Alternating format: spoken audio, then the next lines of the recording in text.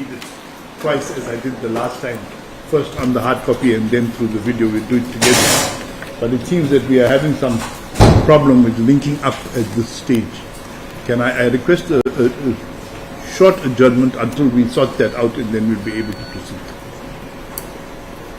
It normally is a process that takes a second of just plugging in, but I see that there's a problem today. Except that chambers are very far.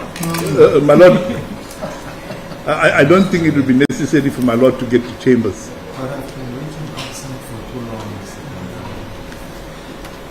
Perhaps the House order, if, I'm always amenable, but if it will take a long time, advise the secretary that I don't come up.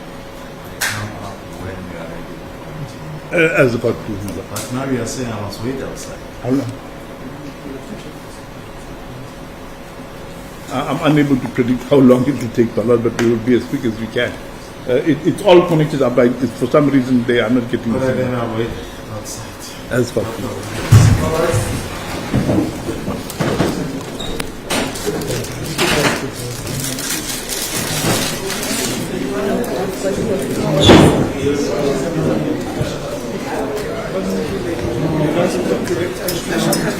Ek gaan net gou restart. Bytelmal tel hom nie op as jy ek moet eers restart. Ek net gou restart en kyk of hom dan optel. Alex, have you tried to your computer first? What I'm saying is, your connection is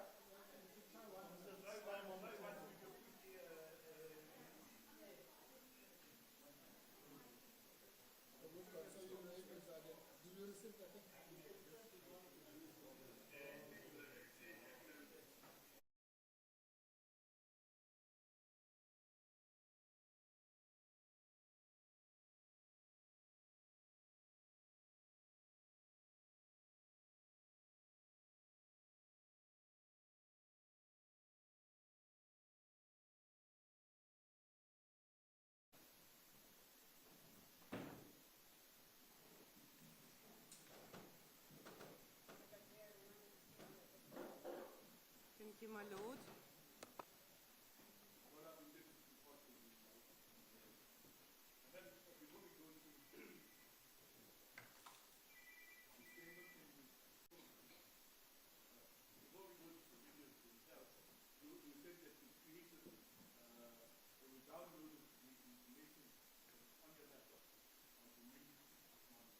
That's correct, my lord.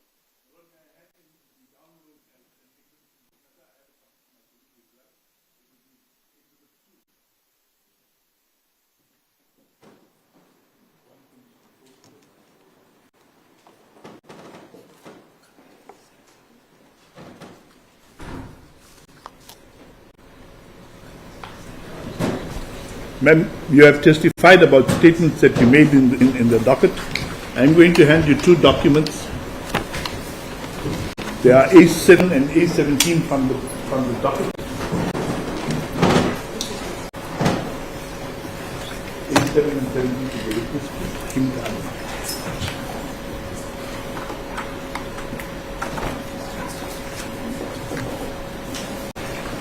Thank you, sir.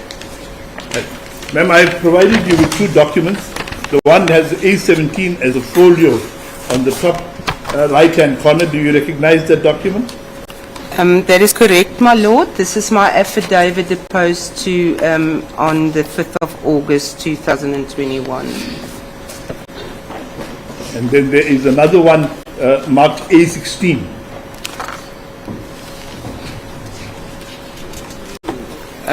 Yes, my lord. I'm not sure if it's A16 or A17. It seems something has been scratched out, but that A17. is indeed my affidavit, my supplementary affidavit that I then deposed to in 2022, my lord. On the 6th of February, to be exact. My Lord, may the original statements of Brigadier Steenberg be admitted into the evidence as Exhibit G1 and G2. Let us first start with those A's. You said one is A16, one is A17. What is A16, what is A17? The A7, the statement the statement A7 is dated 5 August 2021. A7 is your statement. Is Brigadier Steenberg's statement. Admitted as exhibit. G1.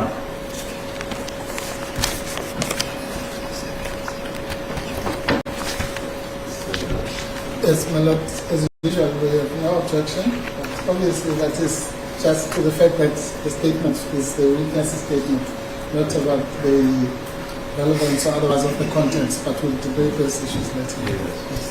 The second statement is dated 6th February 2022. It's also the witness statement. It's a witness's statement and it's G2.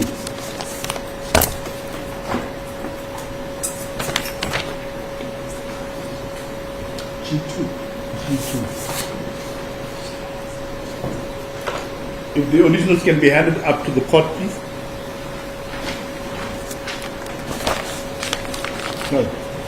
Give these to the witness and take those on the docket. Thank you, ma'am.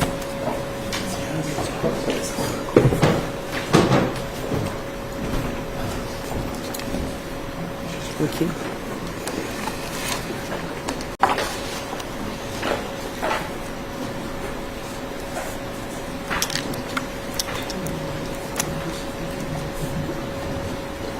Brigadier Steenberg, your first statement is I will refer to henceforth as G1, the second statement as G2, as we proceed with the evidence. Do you follow? I will follow. Thank you, my lord. I'm just going to give you another set of copies. These are color So copies. if we make sure that we have correct exhibit, we have two A17, they are both affidavits. So which one is which one is G1 from this statement? The one that is dated August 2021. My lord, the first one is A7, A7. the other one is 17. Yes, A7. Yes. Yes. Court business. A17 is G1, A7 is No, G1. A7 is G1 Thank you. and the other one is G2.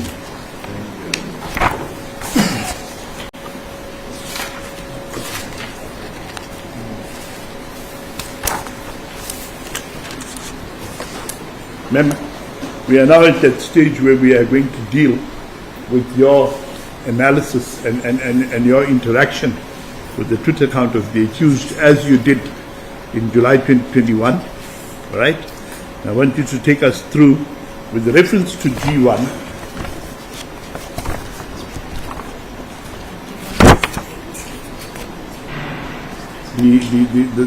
the evidence.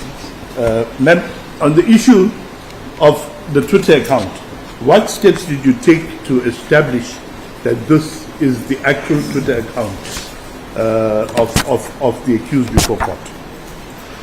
Thank you, my lord.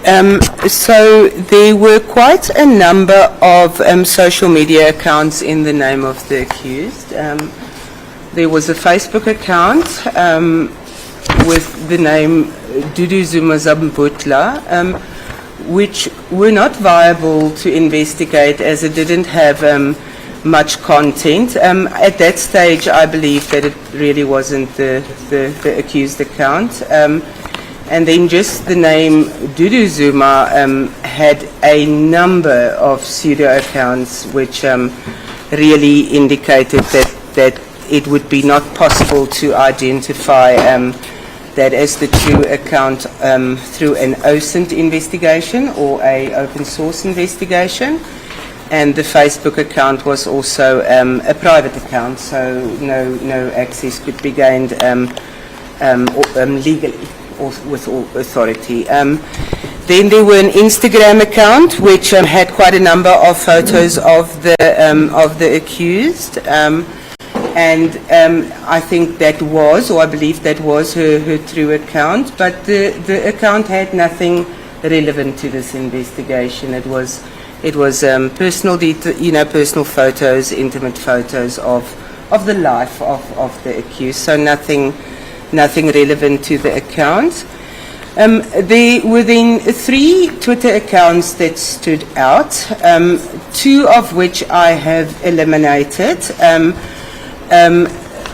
mostly because the accused herself addressed it on her true account that there are a number of fake accounts in her name, and I then followed a process of elimination. There is a number of reasons why I believe that the account that I eventually investigated and found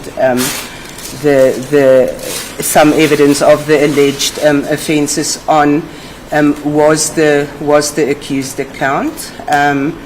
There were, for instance, posts, very personal posts of her and the former president, Jacob Zuma, which indicated that somebody who was not close to the family couldn't really take that photos.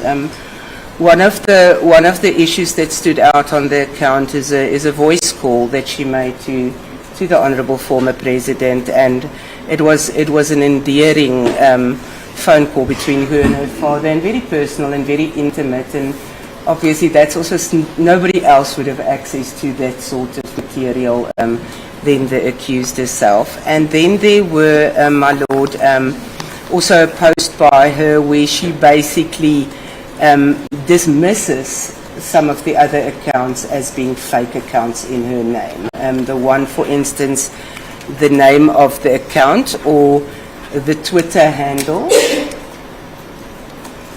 So a Twitter handle is a unique identifier which is allocated to an account that uniquely identifies the account, and it also serves as an URL address to the account, so it's also the account's address. Without a Twitter handle, communication on the Twitter platform would not be possible, and people would not be able to then interact. So the account that was closest to the account that was indeed in the end the original account was styled Zuma-Sambudla, so it was Dudu Zuma-Sambudla, as where the true account was Zuma-Sambudla. So very, very similar, only that there was this N in the account. But in a later post, if you'll just allow me to get there, in a later post, the account holder then, or the accused then, very specifically said that that is a fake account. So she said very specifically that this is a fake account, it's not her account. I established the account also belonging to a Londi Lozi, which seems to be some or other famous actress. So that was then Londi London. Okay, that was then eliminated. And she is a well-known South African actress and a public figure. But it seems she would want to then purport to be Mrs. Zuma-Sambudla. So, my Lord, basically that is what I based my belief on, that this was the true account of the accused, and in the end she basically confirmed it herself on her Twitter feed. So that is how I identified this as her true account, my Lord. And for the purposes of these proceedings, the videos that we will play later, or the clips, those are from the true account, right? That is from the true account, my Lord. Right. That is in the end the only account, my Lord, that I investigated in full. Just to capture the last sentence that I didn't pick up while you speak, she confirmed that it was her account. Yes, my Lord, in her Twitter feed, which was publicly visible, she confirmed that it was her account by posting images of the fake account and saying that that is not her account. So she confirmed her account herself as being her own.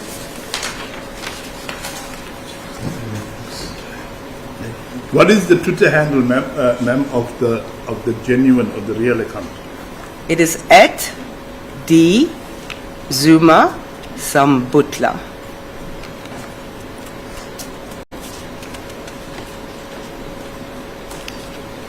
Ma'am, when you were given the investigation, at what stage did you, how did you start your interaction? How far back did you go?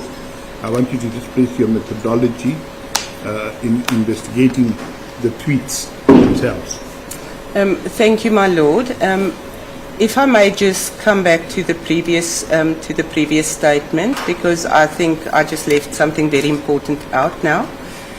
Is on the second account, it was very clear that when I investigated what the second account did, what the fake account did, it would take and download the images of the true account of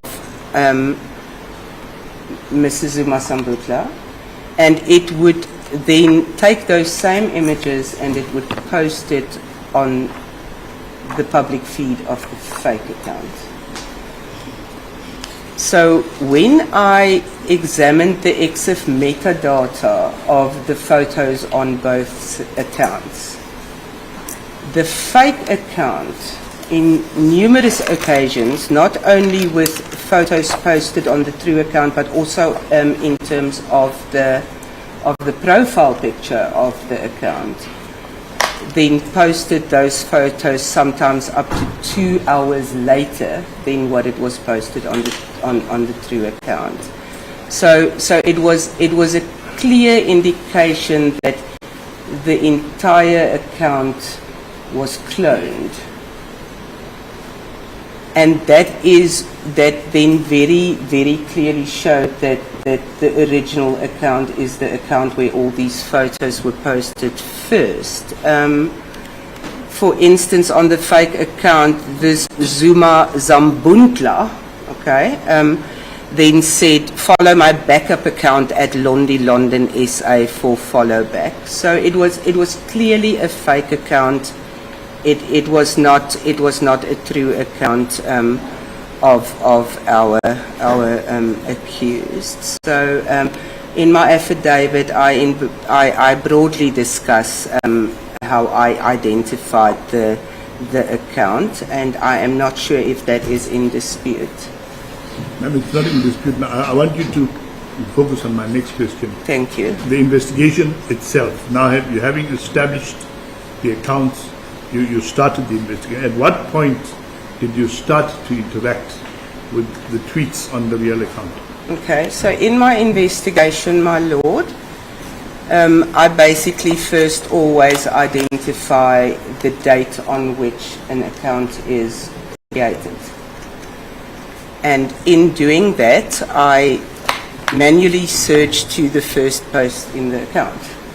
So there is also third-party open source tools in which you can do it, but I have always found it more reliable to just witness it myself. And then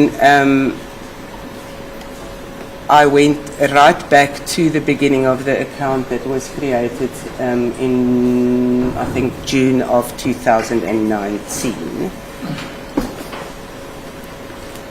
And I took it from there. So I then perused all the tweets that was part of this account from the beginning, from its creation. Proceed, ma'am. Can you just do a brief comment on the posts or the type of posts you saw from the beginning, and if they progressed, how they progressed? Thank you, my lord. So prior to February of 2021, the type of posts that was posted by the accused was mainly just personal things from her life. There were some political commentary, there were some political or party political issues raised, but it was merely just an account. There was nothing that really were relevant to the investigation at hand.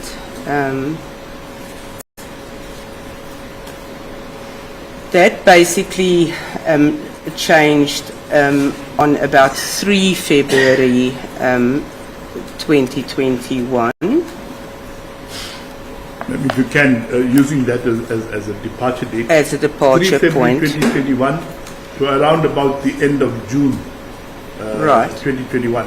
Give us an overview of what you found in the account. Okay.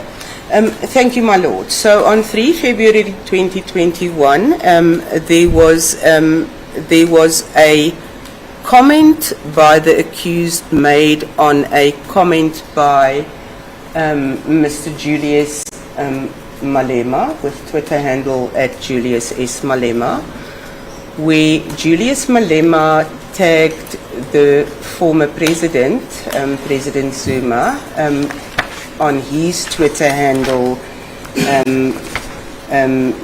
JG Zuma, and asked or stated that they should have tea urgently.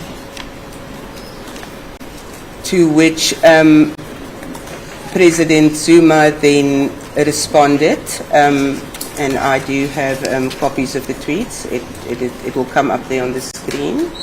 So Julius Malema then on the 3rd of February posts, at Pres JG Zuma, can we please have tea urgently? This tweet was retweeted 2,110 times. It created quite a bit of public interest. It was quoted 554 times, and it had 7,487 likes. And in his reply then, on the same date, on the 3rd of February, President Zuma said to Bella Moshabi, I have seen your request to share a cup of tea. As you know, Nkandla village is home for me, and that is where my time is spent these days. Tea I have plenty of, you are more than welcome to come over for a cup. Ma'am, before you go on, for the purposes of the record and the record keeping, that information is contained in paragraph 11.2 and 3 of G1, correct? That's correct, my lord. Yes, go on. Thank you. So, on the same day, 3 February 2021, Mrs. Zuma-Sambudla then tweeted by tagging. Now, what tagging is, my lord, is because you have a specific Twitter address. If you want to have another user of Twitter take note of your tweet, then you can tag that person by mentioning his Twitter handle. And if we view the post or the tweet of that day, then we will see that the accused then tagged Julius S. Malema and said, "What type of tea do you drink?" Right. Ma'am, thank you for that. Now, Thank I don't want to spend too much of time between No. that period 1 to 29. Yeah. Just to give us a brief overview Okay. of what Okay. you observed regarding particularly the accused and involvement and the type of tweets that were posted. Thank you, my lord. So, I'm so sorry. So before that period,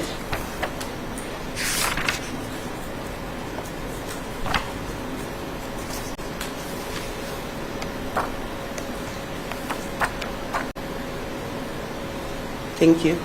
So before that period, as I said, my lord, there were really no tweets that were in any way related to the charges or what my mandate was. The first time that the accused basically posted anything that has any political connection was basic this, asking for tea. Okay.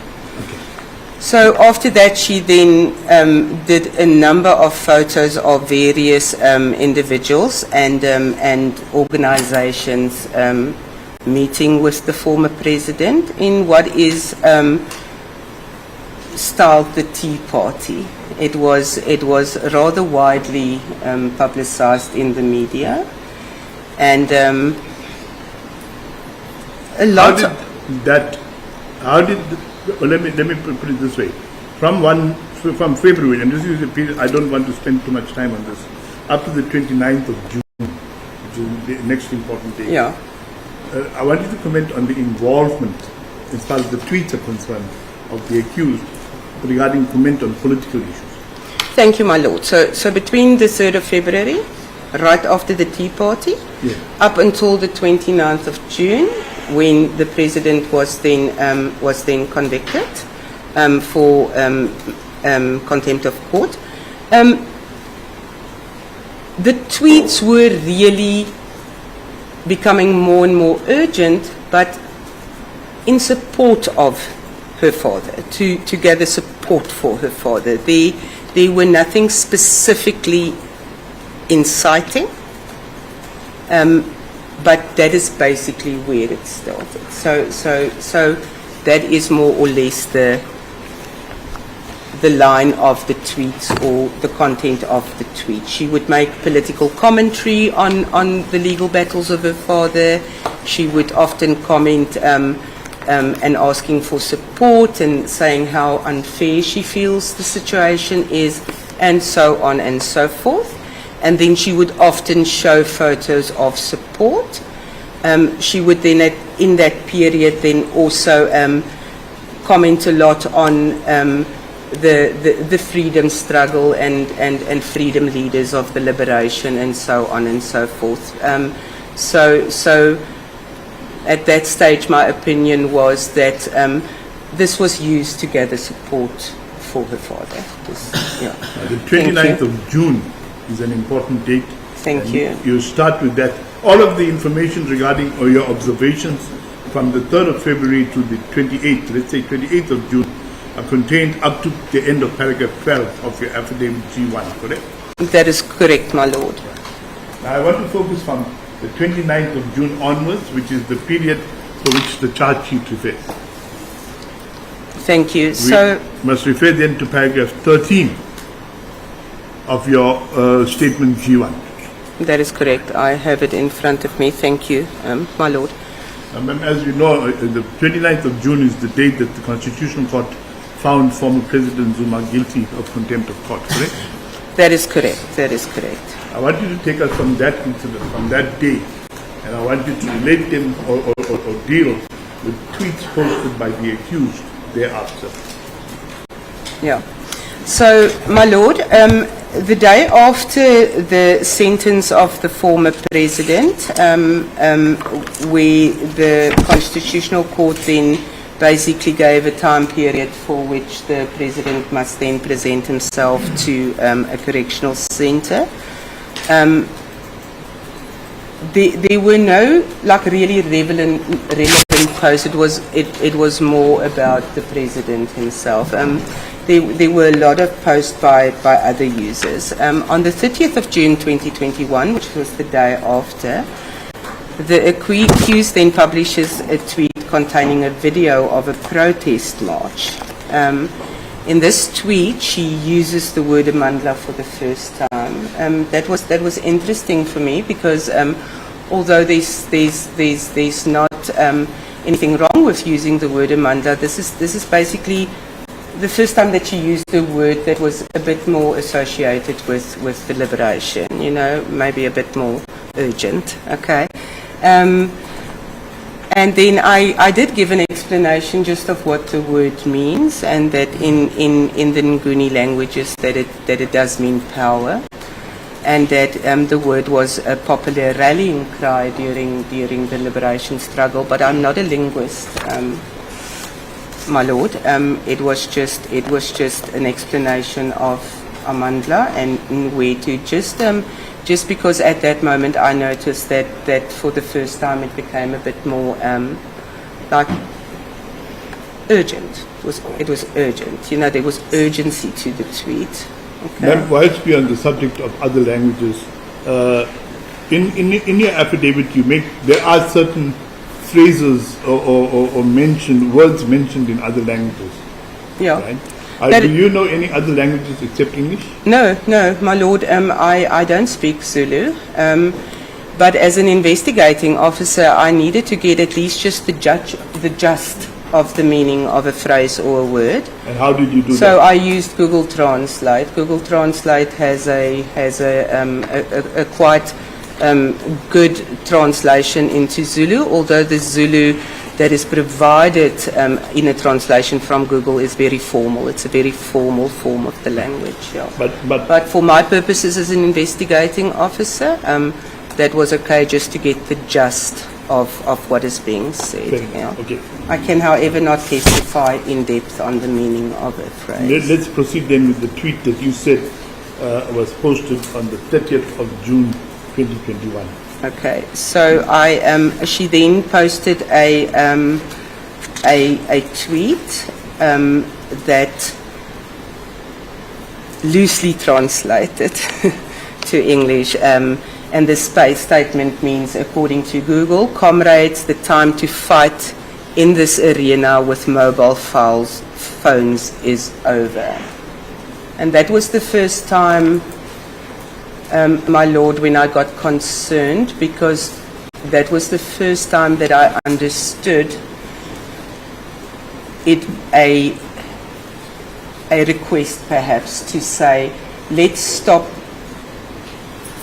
doing this on social media, this arena is no longer valid, let's just carry on, and that might have led to some of the incidents that then, and the violence that happened from July 2021. So when you, so this is from paragraph 13. My lord, I have to just alert the court to the fact that some of my numbering in my affidavit is a bit wrong. And my apologies, there were quite a bit of pressure, so I typed these things myself. I'm not a typist. Yes. So, My Lord, if I could just make a practical proposal. The witness is correct. If you go to page 35, my Lord, 35 years, you'll see there's a paragraph 13. And then if you go to page 36, you'll see there's another paragraph 13. yeah. So yeah. maybe we can call the first one 13A. Or 13.1 and 13.2. 13.1, something. Indeed, my Lord, I've also noticed that, and I was going to propose that we refer to them as paragraph 13 on page 35, on page 36, and on page 37. Actually, I'm sorry, my Lord, yeah, we can just call the second one 14, because there's no 14.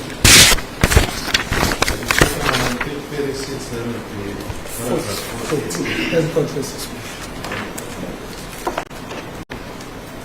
Now I know that we're on page 35. On page 35. Thank you. Right. Ma'am, you have dealt with that tweet. Can we move on to the next one? That is the first tweet after the 29th of June. That you said that it caught your attention because of the words that were said. That is correct. Let's proceed then, ma'am. I can also go straight to the tweet online if it is necessary. Please do that, ma'am. And what was the reaction to that tweet? So this is the tweet. That is how it still is online. It is on the XCOM platform with URL x.com Zuma-Sambudla status, and then it has a unique serial number. That is the number that is in the statement towards the end. That is correct. 1410 14 5495. That is the URL That is number correct. for this That is particular- correct, my lord. Yeah. And you followed the same pattern for all the tweets? I followed the in same your pattern for all of them. Where I perhaps left out the URL during drafting my statement, I do have a separate list that I do have recorded the URLs. So anyone who So- wants to access it using your statement can just go to that Can just URL. access it straight from my statement. Yes, Thank you very much. my lord. Let's proceed. Was there any reaction that you noticed? Yes, my lord. Was there any reaction to that tweet? Yes, my lord. So on this specific tweet, there was 197 comments. The tweet was retweeted 438 times, and 1,500 people liked the tweet, and 12 people bookmarked it, so they saved it. There were various remarks or comments to the tweet, both in support and against. Give us an And- example of an in support comment. Thank you. So I was just waiting for the correct time. I don't object to the reference to the so-called reactions, because that's obviously hearsay evidence, unless those so-called reactors are going to be called as witnesses. My Lord, the evidence is being presented as real evidence, first of all. Second of all, it has an element of hearsay to it.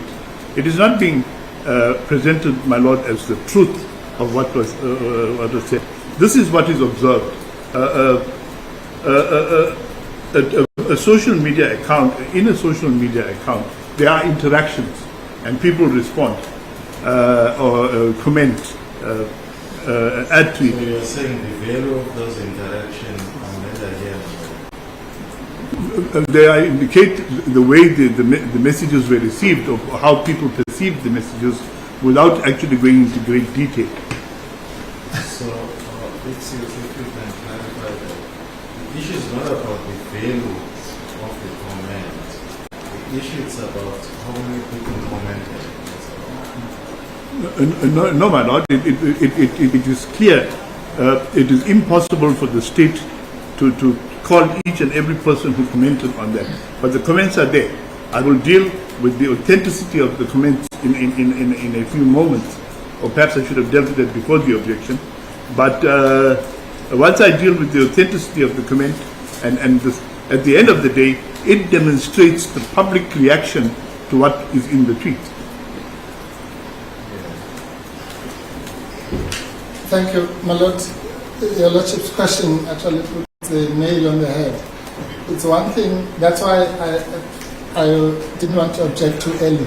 When my learned friend led the evidence about how many retweets and so on, then it was what your lordship was saying, how many people reacted. There's nothing wrong with that. But now we're moving to a different territory of the... What people say. Actually said, yes. Now, and your lordship is quite correct. If, again, I will have no objection if my learned friend is raising that to show that there were reactions. But to the extent that he wants to now, the court to take into account the content of what those people said, then that's classical hearsay, because that's valueless. How can your lordship put any weight to what some host person said that we don't know, unless if that person is going to be called here? Lord, one of the counts that the accused faces in this, in these proceedings, is to determine objectively how the messages were received. It is to determine how the messages were perceived. But the issue is, if this is meant to be part of evidence, how people reacted without the court having benefit of these people coming forward, perhaps it was sufficient to say how people reacted, but the value thereof.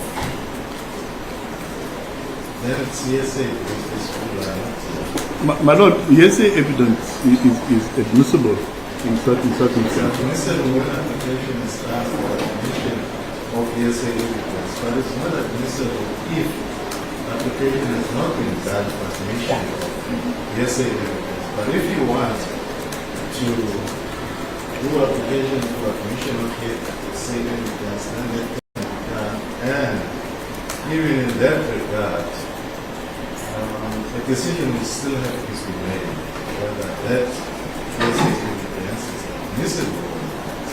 Or what counsel is saying is there is no problem with the evidence that people reacted, but the value thereof, what they said, becomes problematic because these people will not come to court and testify against them who have said. My Lord, the evidence that is being presented to you is being presented to you as real evidence. The witness has said that I went onto the Twitter, I observed this, and I am reporting what I observed.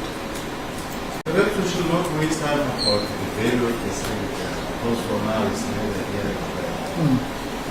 You can proceed and at the end show you wanted to assess the value of it. Indeed, my Lord, we can deal with it in that manner, but I will proceed to lead the evidence as my Lord, as your Lordship suggests. Let's proceed.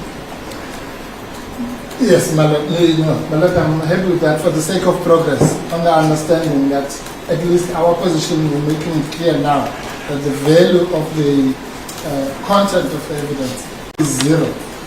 But that it was made can be led, but your lordship, for the sake of progress, that we can argue that at the end of, or rather, in fact, we'll deal with it even under cross-examination. Let's go. Thank you, Mr. Dangai. You may proceed. I'm indebted to the court for the suggestion, my Lord. I submit that evidence should be admitted provisionally at this stage, and we will argue its admissibility in terms of the hearsay as we Yes, you may proceed. Thank you. Ma'am, what were the comments to that point? Thank you, my Lord. So the most prevalent comments that were made to this is I basically captured 3 statements at that stage. So one of the comments made by one of the fellow users of X was, whose kids are you taking to war now?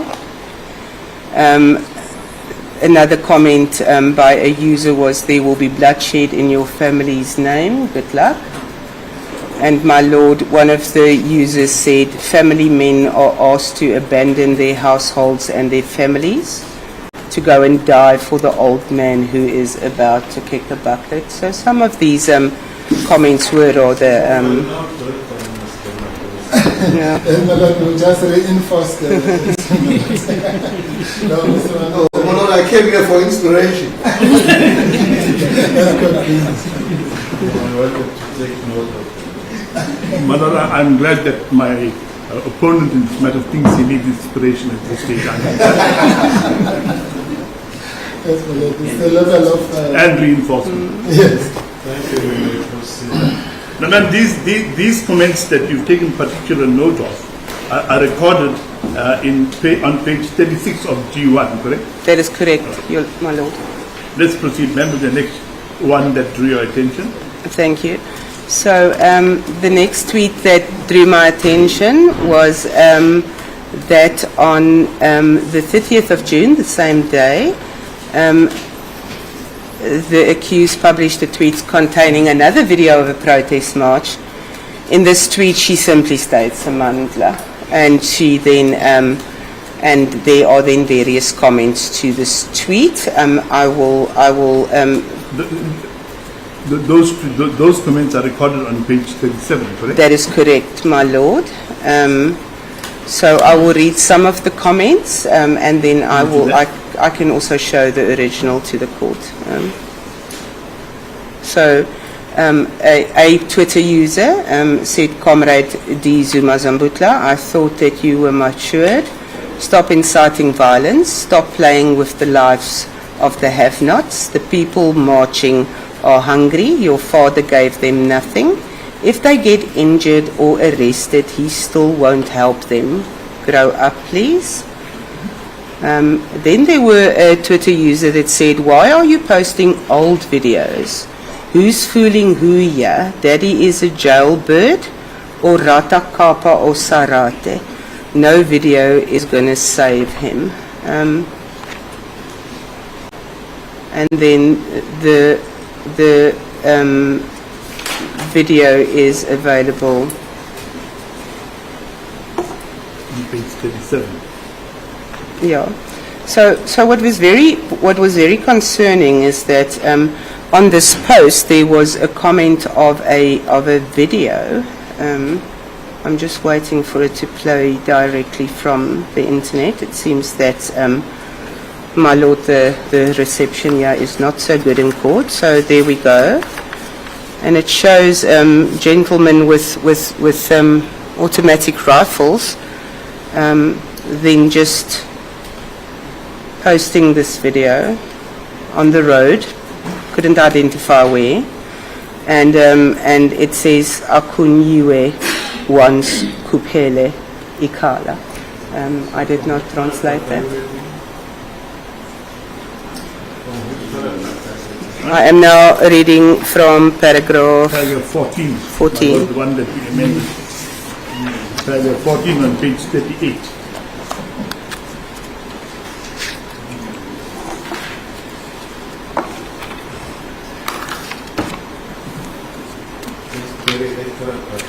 Where the words are declarating now?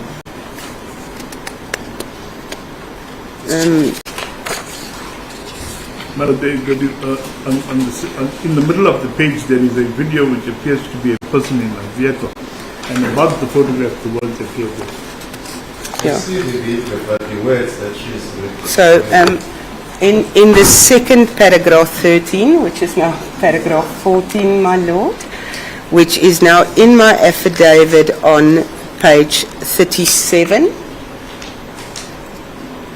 At the right top of the page is the screenshot of the post made by the accused. And then at the bottom of that page, there is 2 tweets. And when you turn over to page 38, then you will see the screen grab of this video with the words above it. Akunyiwe once Kupele Ikala. That is my best Those are not attempt. the words of the accused, man. That is the word of the person who posted this video in response to the tweet made by the accused. Yes, proceed. Why can't I see those words? My lord, on page 38 above the picture, it's quite faint, so maybe a lot should be. Above that picture, there's the. I can't repeat those words. Maybe the witness may repeat it because she doesn't understand what it means. But something has to be done once. Akunyiwe wansikupele ikhala.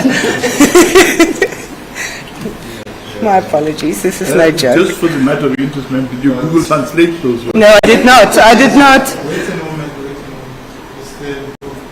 Your juniors, please, they must not laugh. As God please.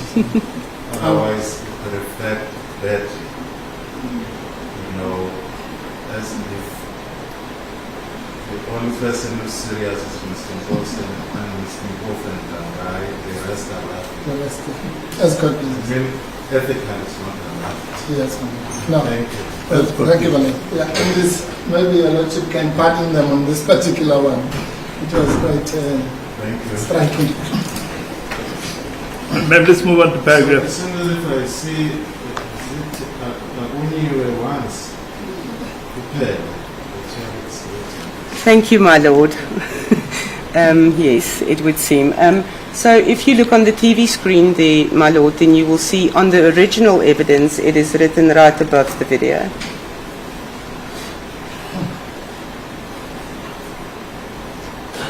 Yes, ma'am, proceed. Let's go to the next tweet on the 30th. Thank you, my lord. So then in a tweet then published on the same day, 30 June, she adds a video in which SANDF leader encourages his men. Again, the accused merely states Amandla. The video that are available at the following URL, and I will show it to court was then downloaded. So there is the screen grab of the video. And then in comments to the above tweet, her followers again accused her of publishing old, unrelated videos in order to incite violence. It is evident that here too she misled the followers in an attempt to incite violence by coerce them to take certain principles using a very old video that is not really related to the July 2020 unrest. She basically just merely said Amandla. And I will play the video. Ma'am, I want us to stop there for a bit. Thank you. I want you to assist us regarding social media and Twitter, all right? For example,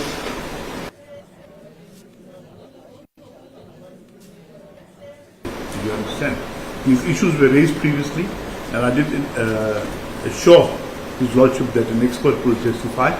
And first of all, do you have expertise in that area? Thank you, my lord. So, Twitter as a social media platform is very interactive.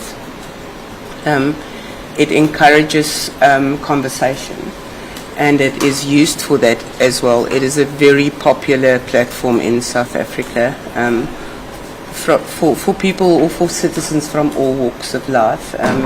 It has a huge usage in South Africa, and is probably one of the biggest platforms for use in South Africa. So in terms of Twitter platform, when you open or register or create a Twitter account for yourself, you then provide certain of your personal details, and you choose whether those details are visible to the public or not. And then you get a Twitter feed.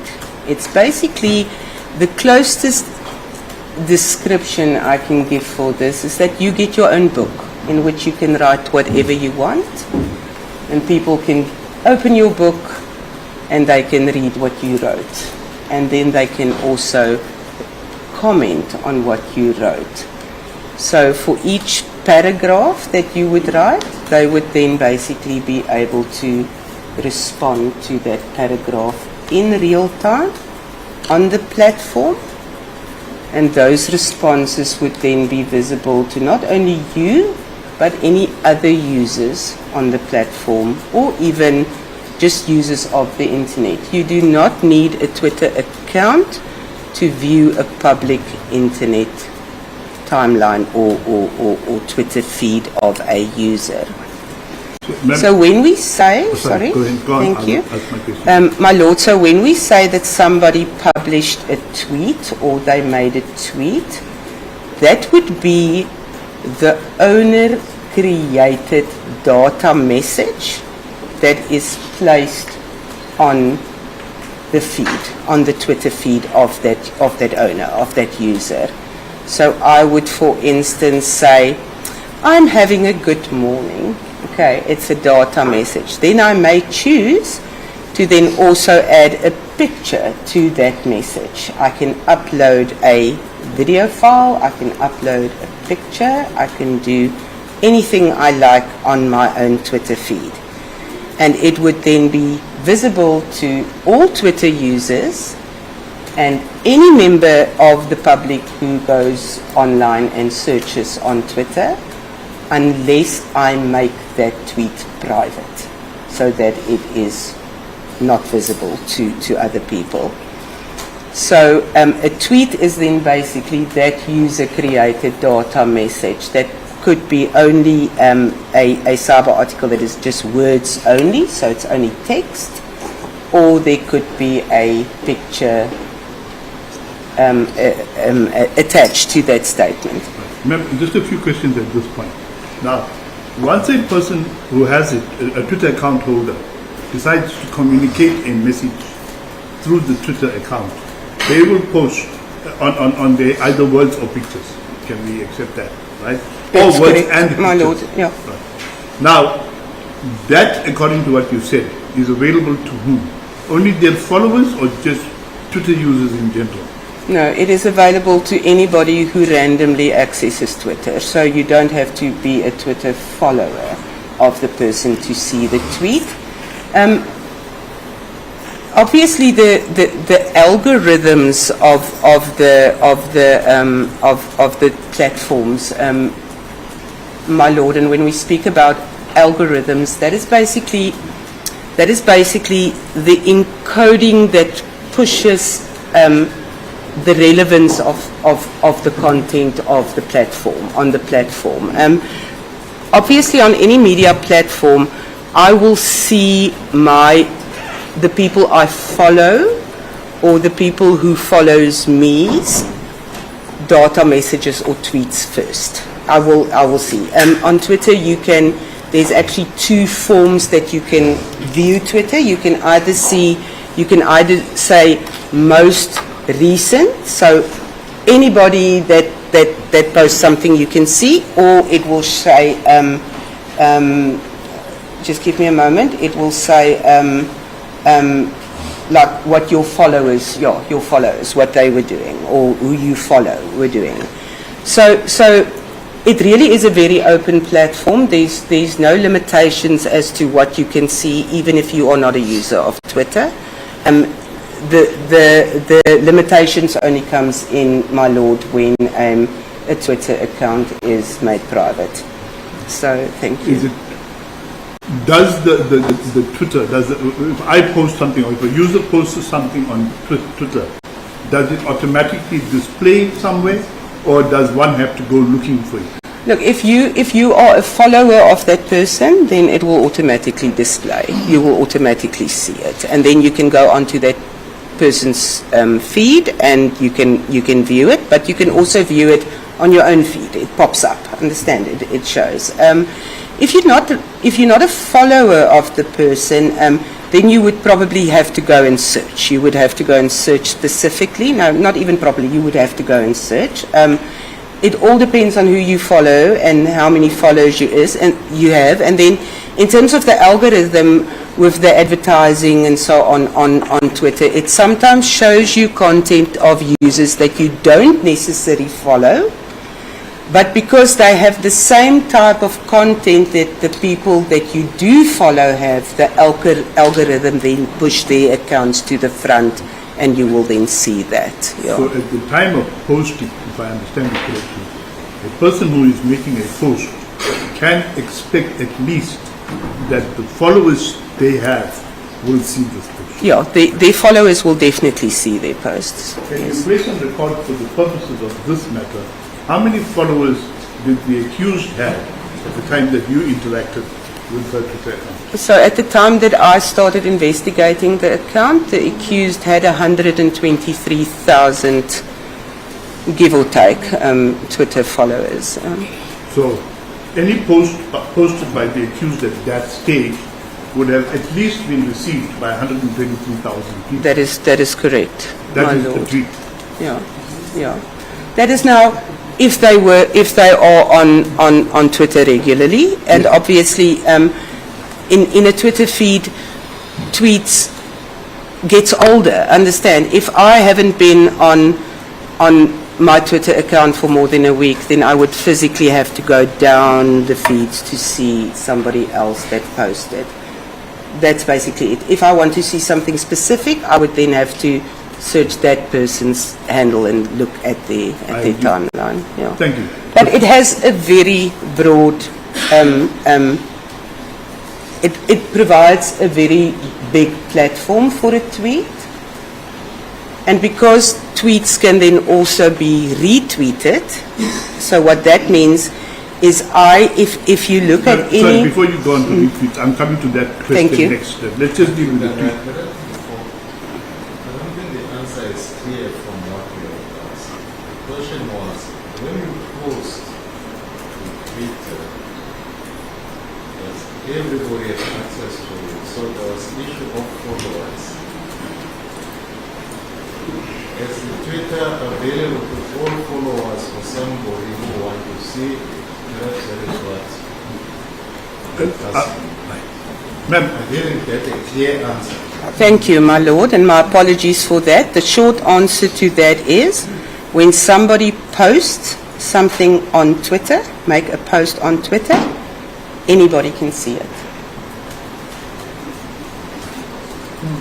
not everybody will see it. Not everybody will see it, But it's but available. everybody has access to it. Yes, thank you.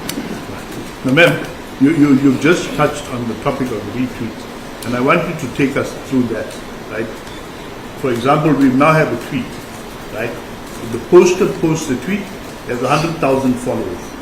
Potentially, it will reach 100,000 people. Explain to us what is a retweet. So when a tweet is made, and if you'll allow me, my lord, to just go to a tweet, and if I can just enlarge a bit, because that would be very clear then. If you see where my cursor is showing, my lord, then you will see there is a little arrow that is basically a little infinite arrow, and next to this specific tweet it shows 551. So that means that it was retweeted 551. So in the live Twitter, let's say for instance I now want to retweet this tweet, and I don't want to do that now because this is still the original evidence. But then, for instance, I would go and click. Do you see how that little infinity arrow becomes blue? And if I click on it, it then automatically retweets that tweet onto my page, onto my Twitter feed. And then all my followers can also see it. Still, anyone can access it, but it automatically is then displayed to all my followers. So, in a process where this tweet was retweeted 500 times, it makes the observation of that tweet very, very big. A lot of people can see it.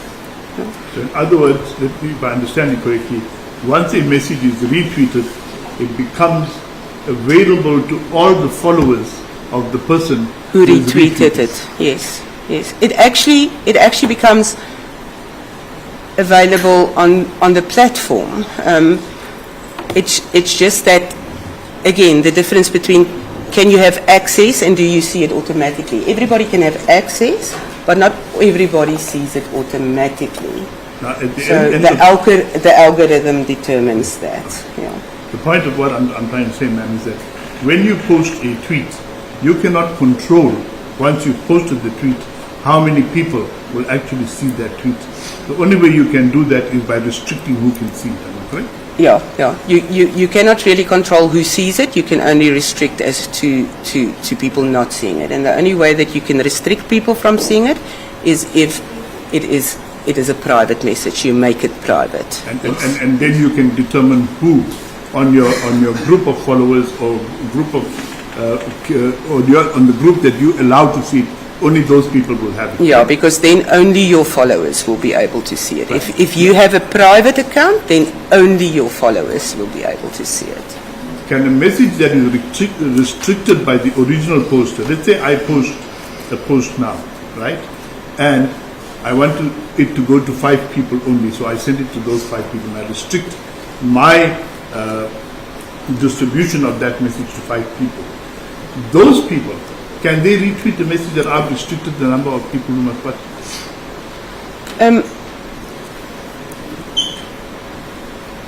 No.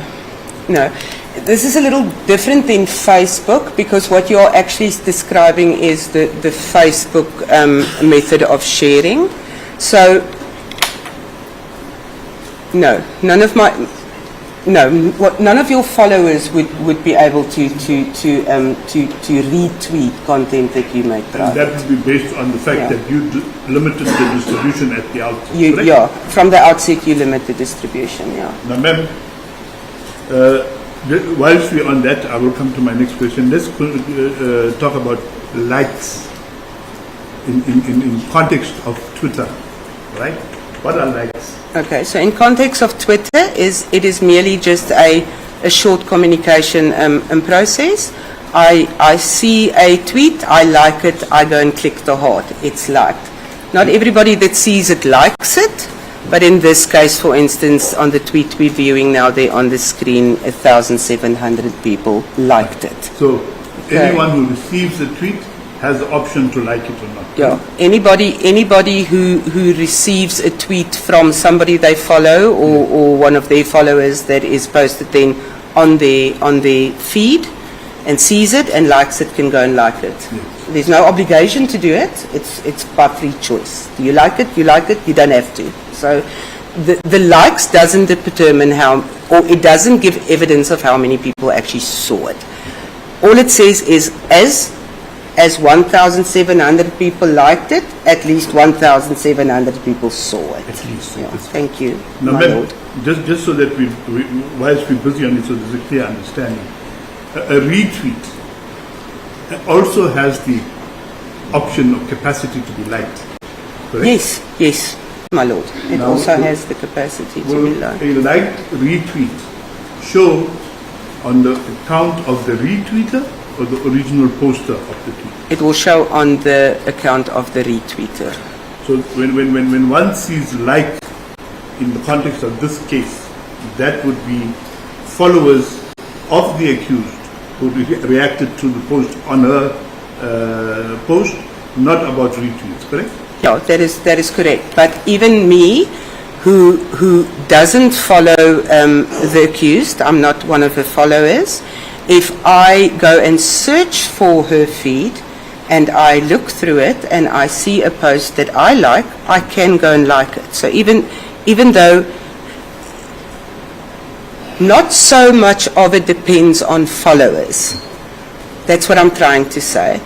You do not have to be a follower to like somebody. Anybody can go and like it. Yeah, thank you, my lord. Ma'am, again, I'm asking you these questions based on the next question that I want to ask. Is, are there any posts that you interacted with on the accused's account? That I personally interacted with? No, that you, as you were investigating, right? Did you find any tweet for which the distribution was restricted at any stage, or were they all open tweets available to everyone? No, they were all open tweets. There were no privacy settings of the tweets I could see. So, yes, my lord, thank you. Or more specifically, the accused was happy to put this out in open public, correct? It would seem that way. I would not necessarily know if she did restrict any of her tweets because I would not see it. Just in the investigation, it wouldn't be public. But I would only see it if I was one of her followers. But the tweets that I could observe and that I could take photos of, that was open. That was open. This is why it is then referred to as an open source investigation. It's publicly available information. The fact that you were able to view the tweet meant that it was not, distribution of that tweet was not restricted. It was not restricted, yes, my lord.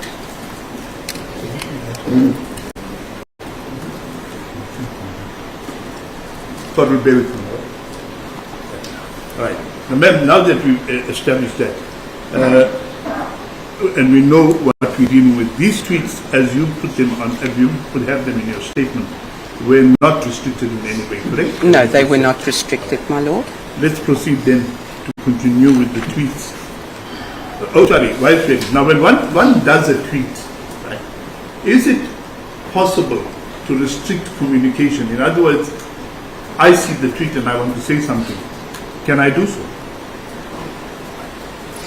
I have never observed a message on a Twitter post where the comments were now locked. That happens on Facebook. Facebook has that ability, but I have never observed it on Twitter. Obviously, one would have to go to the Twitter user policy. But I have never observed that in any Twitter investigation that there is a specific message that say the comments are now locked to a tweet. So I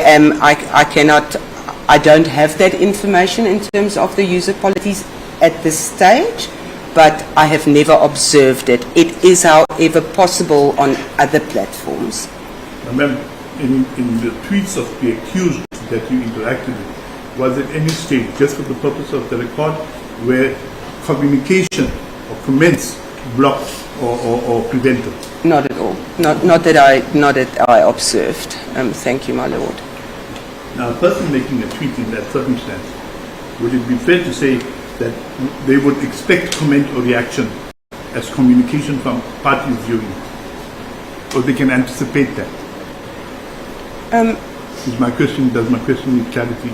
No, the question is clear, but you know, it's not always to understand. If I understand the question correctly, is one has to delve into the psyche and the reason why somebody would then post something. Obviously, if you are posting something that is very important to you, then obviously you would want a lot of people to see it. So yes, this is the perfect platform for getting your message across. So yes, indeed, you know. I would say if somebody, I mean, none of us use social media because we don't want anybody to see what we're doing. That's exactly what social media is there. We share our lives nowadays for everybody to see. Thank you, my lord. I hope that answers the question. So one can anticipate then when you do a post to use social media that there will be communication in the form of comments coming back to you, right? Yes, surely. If you are, especially if you are a social media influencer, and a social media influencer is basically defined by the platform itself as a person that has a huge following, as the accused had, and a person that then I'm just trying to think of the English words. Let me just think now in Afrikaans.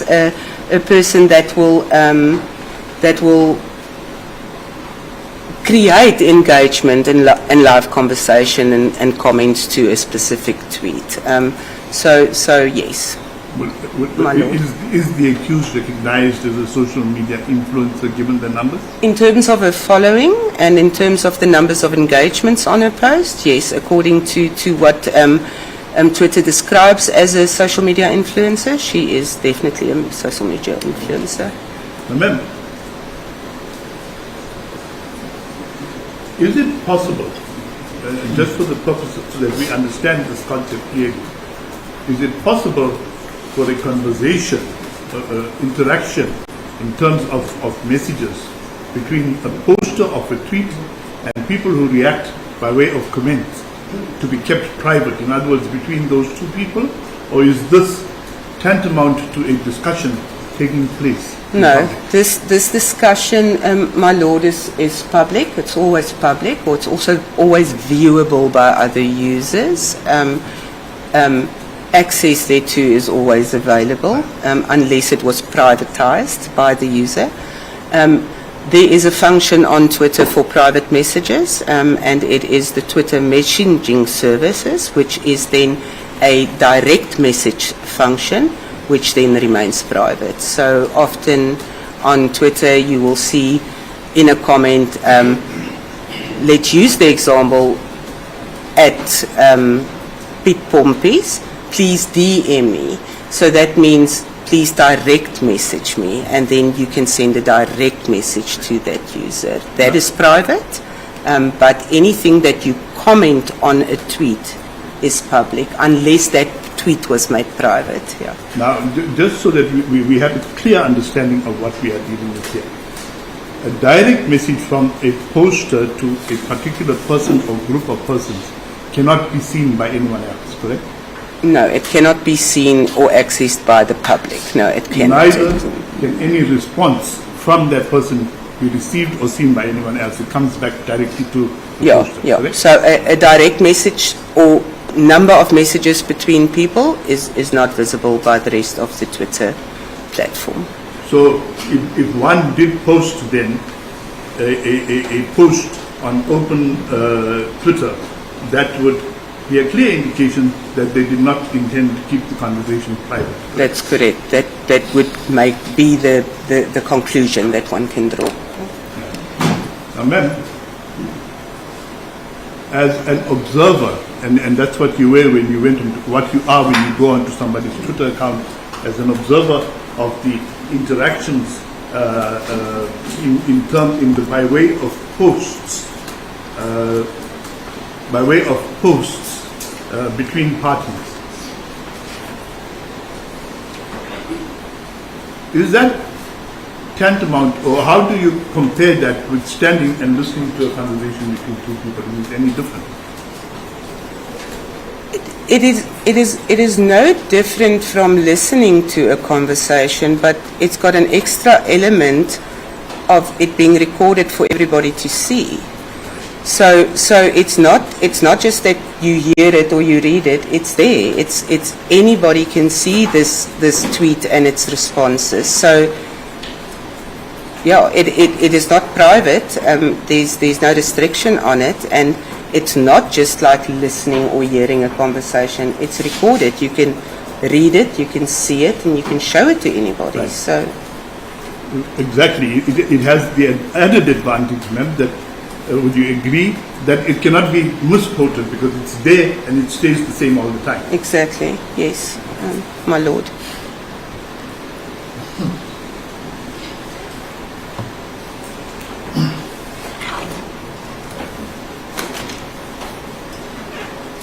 When one is speaking to a group of people, or and let's say that one is addressing a group of people, many people, a person in the audience is in the same position, or will compare the position of the person in that audience as to a person reading the same kind of interaction on Twitter.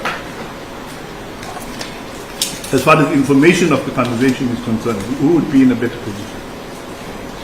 Well, just for noting, my learned friend is now leading the evidence himself. All the witness has to say is yes or no.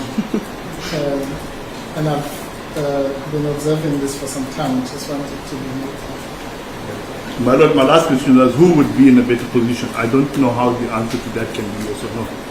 I created the scene and I said who of those people would be in a better position. That's not a yes or no answer. I can do it again, my Lord, and if we follow it properly, it is clearly not my leading the witness. Ma'am, I'm going to give you two examples, two scenarios, right? And I want you to compare the person's, I want you to put yourself in the position of the person that I want you to comment on. In the first scenario, you are amongst a group of people who are having a conversation. And you listen to all their interactions. Right? In the second scenario, you are sitting in front of your TV screen and you are watching interactions, reading interactions between a group of people. Now, a little bit later, you are required to call upon what the conversation was about. When would you be in a better position? At the meeting where you are listening, or on Twitter when you are reading? I really don't follow the purpose of the question. Are you perhaps trying to establish whether when a person is addressing a group of people physically, Yes. is it the same or does it have same impact as when a person is communicating with a group of people in Twitter? Is that what it is? My Lord has expressed it perfectly. Right? My Lord, you must remember now, it has been placed on record that there's going to be a hearsay argument in this issue. So I must leave evidence upon which I will argue. And this question particularly goes to that question of hearsay.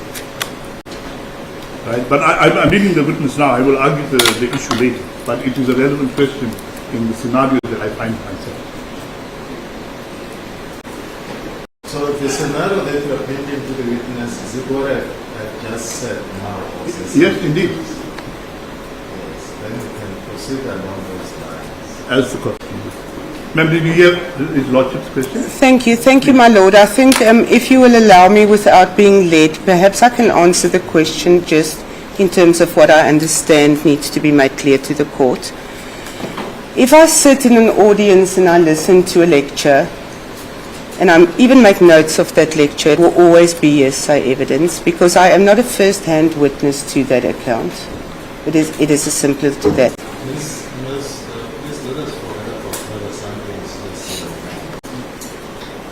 The issue now is about what the council wants to know. If somebody was addressing a group of people physically, and when somebody is communicating with a group of people in his or her kitchen, is the impact the same? Is that what you want?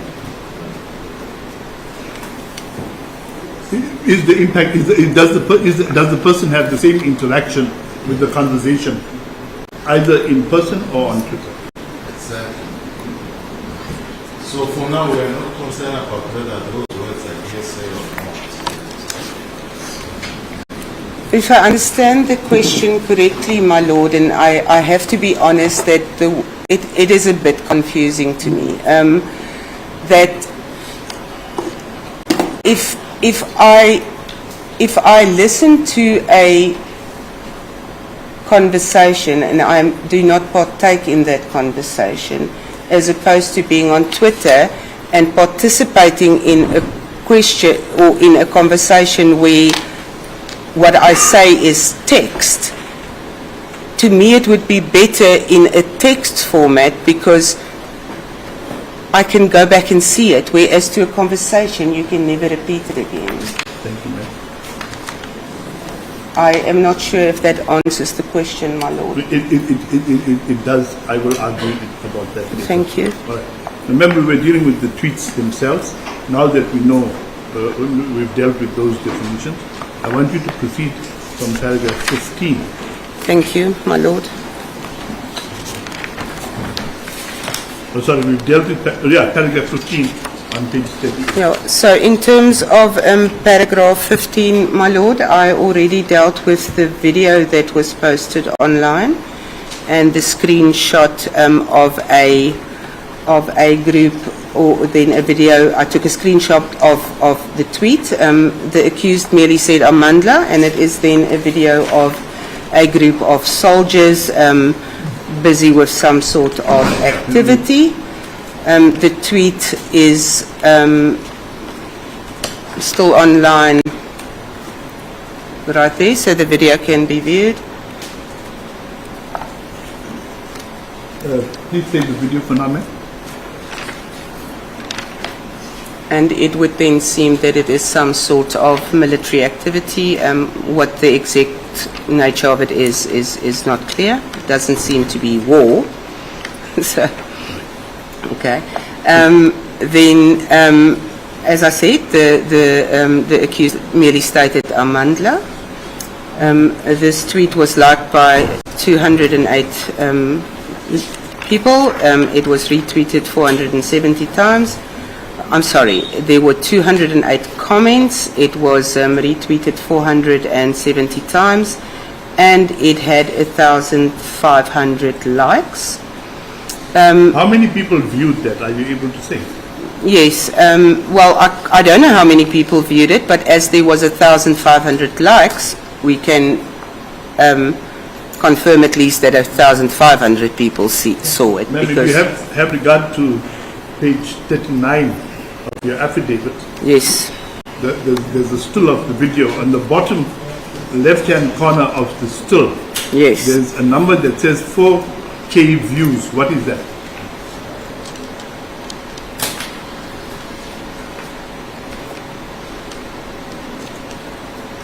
Of the picture itself. There's a time there 0.11. Yes, And there's a number next to that it. is correct. So that means that this specific video was viewed 52,000.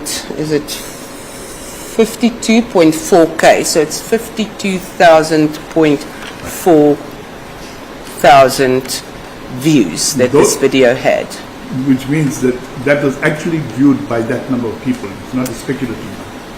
It was viewed by that number of people, my lord, but it all depends on whether it's hard to determine this video in its form, in its current form, was viewed by 54,000 people. If this video was, however, perhaps viewed by somebody else, and this video was merely shared, not downloaded and uploaded, then it could be from other Twitter users, the video also being used. But if it was downloaded and re-uploaded, then the count of views we've started from the upload on this account. I could, however, not determine whether this was just merely shared or whether it was downloaded and uploaded again. Thank you very much. Ma'am, please move to paragraph 16 of G2 and take us through that video. Well, I don't know, my lord, if we can withstand this torture for much longer. What is the point of this, my lord, in terms of relevance? We were shown, the witness is told there's a video. How many people saw it? So what? What does that got to do with this case, my lord? We're not, nobody says this video incites violence or whatever. Then we move to the next video. So we could take a video of a flower and then we say how many people viewed it? 20,000, 20 million. So what? Can we just come back to the case? My lord, indeed, every video that has been put into the statement and every video that was posted is relevant to the issue and to the finding that the court must eventually make as to whether the comments made by the accused was insightful. It is not the state's case that one insightful comment was made and we have an eyewitness. The court has to, on a process of inferential reasoning, determine what was the accused's intention in posting an entire series of posts, as I will demonstrate. And so it is necessary for the court to view at least, well, to view the posts in order to come to that conclusion. I don't have a post in which the accused will say, for example, let's go and blow up Parliament building. If that's what anyone is waiting for, there is no such post. The inference has to be, the court and the state is entitled to court to say, on a process of inferential reasoning, you must come to this conclusion. And in order to do so, the state is entitled to place before the court every piece of evidence that it will ask the court to examine which it relies upon for that infringement reason, that there is no other conclusion to be drawn. So at this stage, Mr. Kandai, you are saying that the spirit of video is not to prove that this particular individual video is inciting violence or something. We are just merely proving what the accused before court has posted videos. My Lord, I'm proving that the accused posted video. It's not just only about posted videos. It's about the nature of the video that was posted. It is about the comment attached to the video. It is about the circumstances and many other factors that must be considered before you come to the conclusion and to the irresistible inference that the accused was inciting violence. That's what this case is about. And as much as my colleague finds it annoying, he knows what this case is about because we've discussed it. Fair enough, Mr. Kandai. I don't want to curtail your line of emotion, but we will go from previous comment that if you just play the video without describing what exactly is happening there, what do you see? Describe.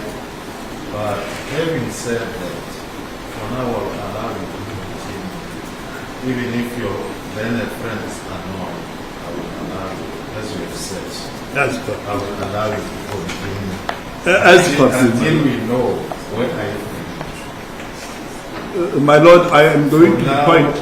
For now, if I not, we are saying for now, if I not be able to see where I am leading to. So let me not stop you until we all see where I am leading.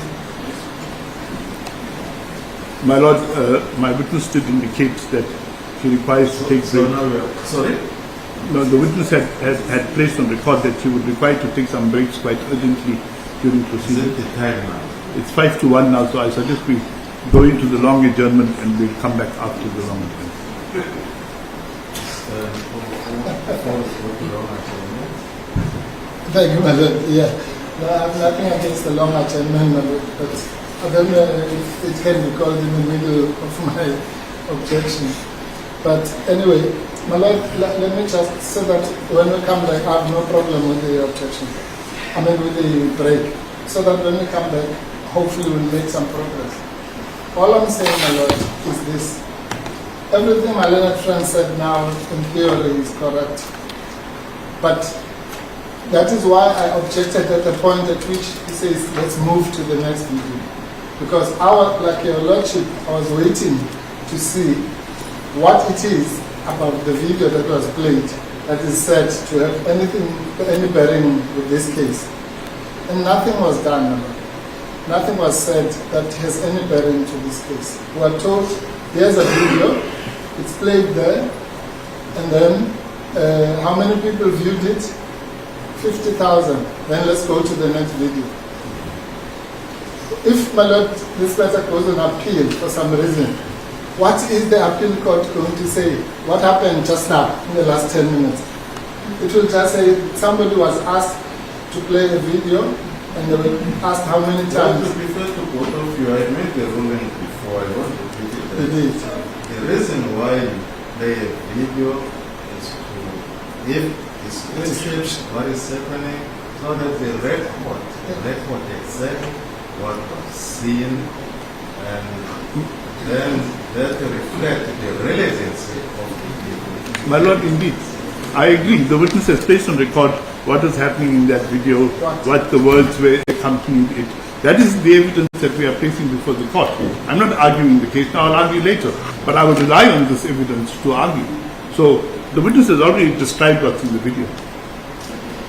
All right, on that note, having heard you that you play the video, you explain what is happening, and so on, and the words that are attached to it, then that will be fine. That's good. It's time now to take long-awaited adjournment. We will adjourn until 2 o'clock, quarter of 1.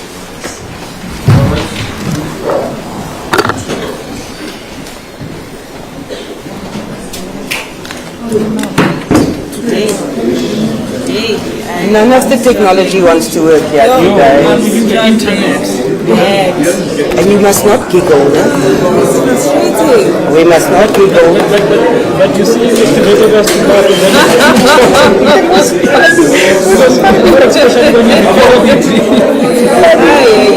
How the hell must I know how you pronounce it? Because I was anticipating it.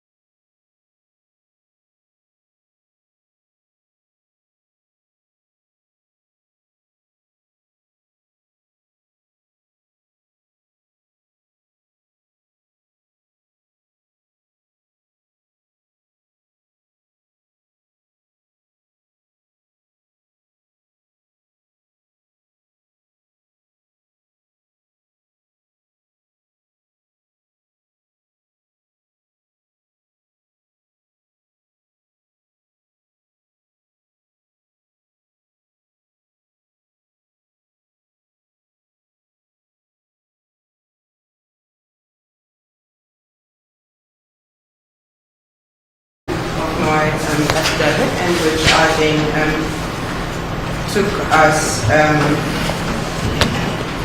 to it online. The tweet is basically of soldiers then what seems to be maybe a friendly gathering or and then the accused tweets Amandla. So when you look at the screenshots in my affidavit that I took on the responses to that tweet, there were varying different opinions on this Sorry, tweet. just before you continue, we are in paragraph 16. We are in paragraph 16, my lord, at the bottom of page 59. All right, to ensure that what I capture is correct, sir. I'm sorry, my lord, to interrupt. I think your lordship is quite correct. We're all talking at cross purposes. The question is about paragraph 16, but the witness is answering about paragraph 15. Your lordship I moved on to paragraph 16. Sorry. Oh, my apologies, because I was not done with paragraph 15. Thank you, that was a confusion. Okay, thank you. So when you look then at the responses to the tweet on what the accused then posted, is that there were varying different opinions on that. You had a member of Twitter or a viewer saying, Ushile here circulating old clips, getting the country unsettled. And then you had a person responding, tagging the SANDF and saying here is a friendly match. And then you had another member or a member of the public saying, you're so desperate, you even show old videos. For you, this is a joke. And then another member said, I guess we are doing anything that will incite violence, real mature, hey? So by this time I realized that there was a pattern, my lord, where unrelated clips would then be shown in support of basically gathering support for President Zuma. So although the clip is not necessarily depicting violence or incitement of violence, there are later clips that does do purport that. But if you look as a whole at the events on the account from the start, 3 February 2021 to date, there was a clear pattern that they would sometimes be almost misleading the public into saying there are certain support for the president and that certain things should be happened by using old or unrelated video clips or articles. Mr. Kangai, before I proceed on this, I want to ensure that I get it clear. You are saying that there are various pictures, although they do not portray violence, but they are misleading. Am I capturing you correctly or not? Thank you, my lord. I'm trying to put this as best I possibly can to say what I'm trying to say. Yes. When you look at the tweets by the accused, there are often many tweets that if you take it individually, it doesn't seem to purport incitement.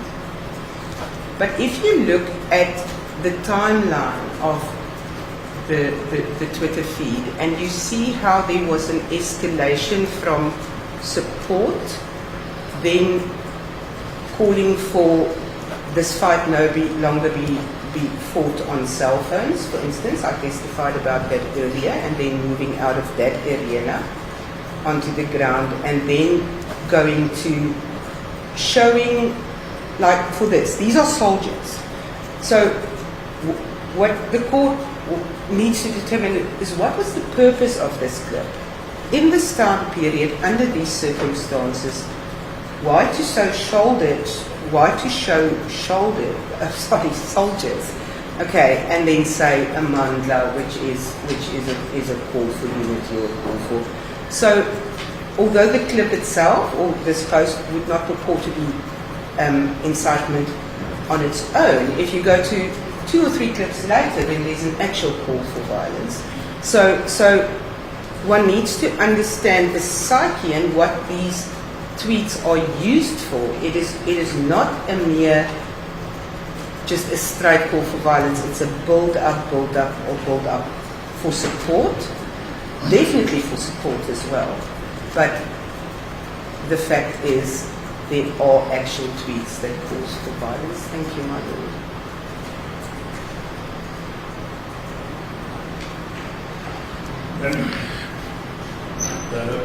Mr. Kanga, I'm sorry, I don't want to, but I want to get this very clear.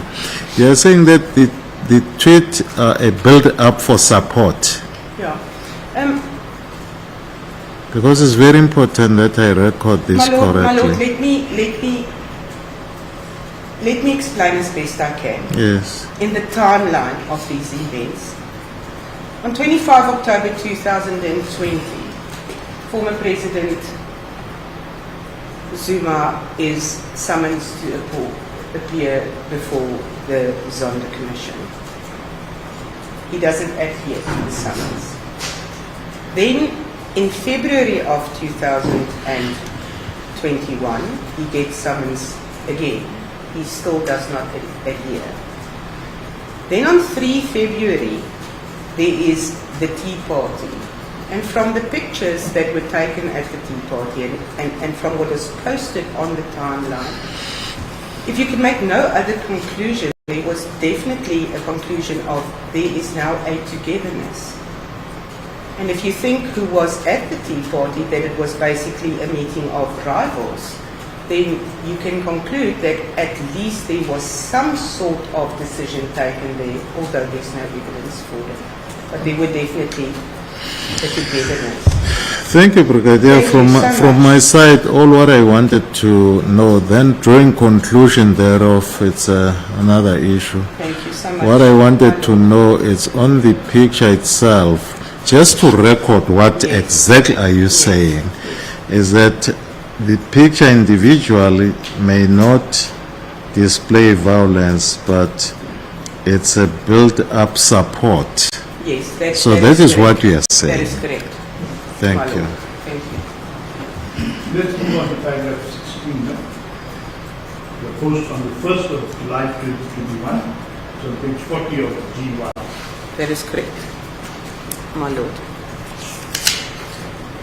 So paragraph 16, on the 1st of July, the accused then again publishes a tweet containing a video of a protest march. Could not identify where this protest march was or where it took place, but in the tweet she states Wenzenu Zuma, and I can take that as to that specific post on the internet.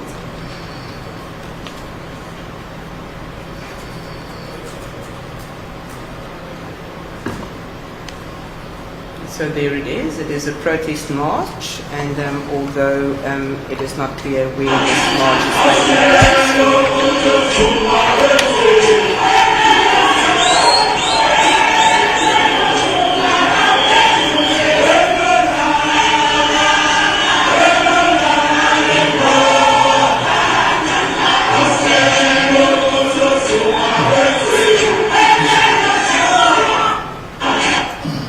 I believe it may be Zulu, so I believe it might be KwaZulu-Natal, but I'm not sure.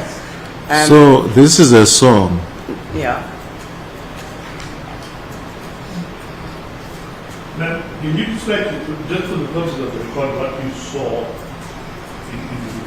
So what I saw in the video, my lord, is people partaking in a march. There are placards that you can see it is a march, and that it seems to be a protest. It's not violent, and they're singing a song. And can you, just at this stage, it's a bit early, but I just wanted to place in the thought, how did that influence your decision at the later stage that what they did Because all the tweets together contributed to a narrative that, in the end, ended up in certain comments later on that was clear incitement. At this stage, we are still on the 1st of July, and we are progressing, and we will go through those dates until the last day, correct?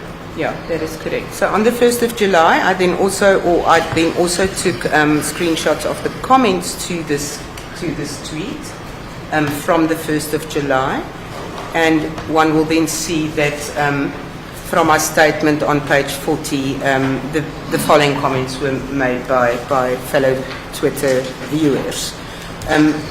Zulus will not let their own go to jail. It's going to be a war. We support him with our life, so there was a lot of positive comments to this, and also the People's President Amandla. So one can see that there were both positive and negative comments to some of these tweets. In terms of the responses given to the comment on whether there appeared to be support for what the accused was asking. Yeah, so if you look at the 3 comments that I did download, first of all, Zulus will not let one of their own go to jail. It's going to be a war. So that's a warning. That's a warning that there is a lot of support, especially from the Zulu nation, for the president. But it's also a warning to say, if this is pursued, there will be war. And then there are people.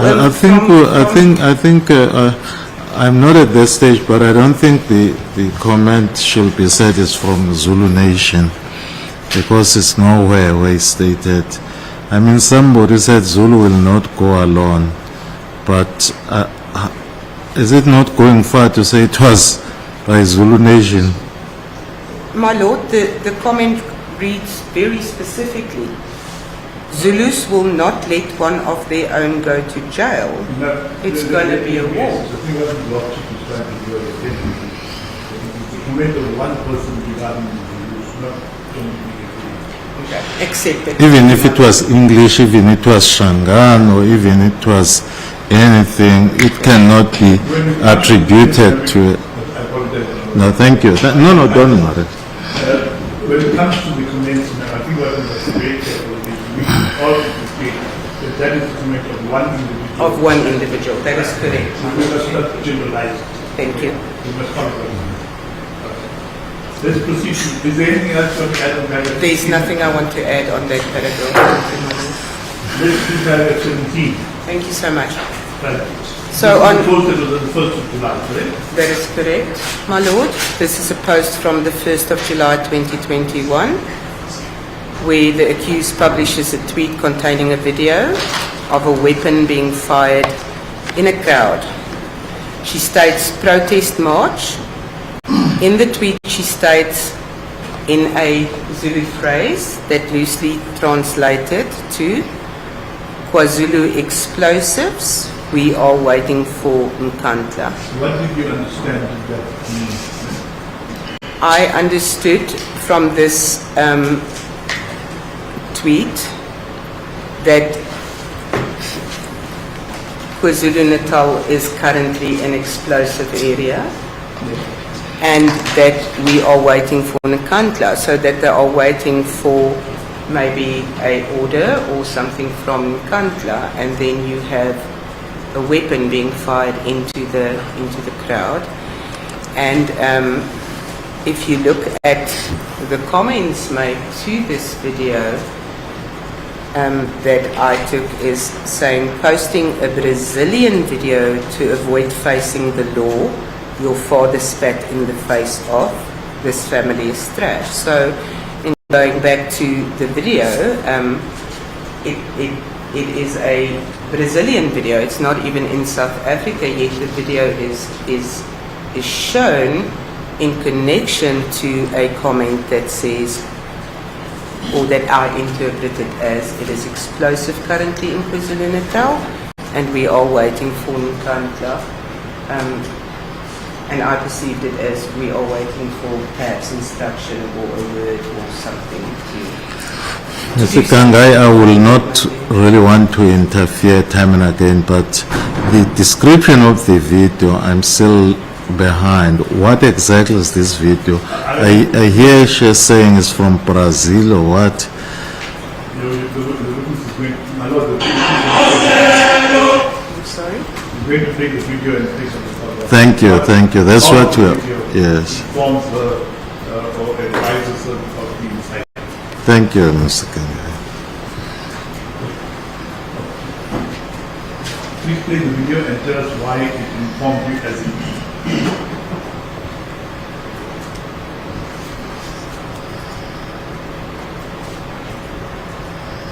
The sound test.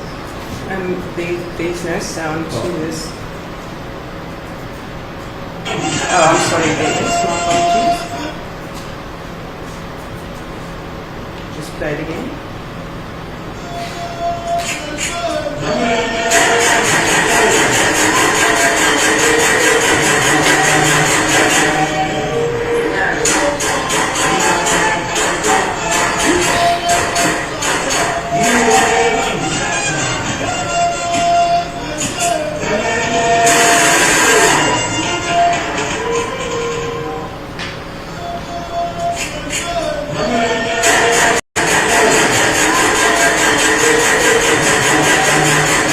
You are playing it again. So, ma'am, tell us about that video and how it informed your thought process. So the video clearly shows weapons being fired, both large caliber weapons and handguns. There is background singing that sounds like an African language, but I could not determine. And I could not determine the exact origin of the video.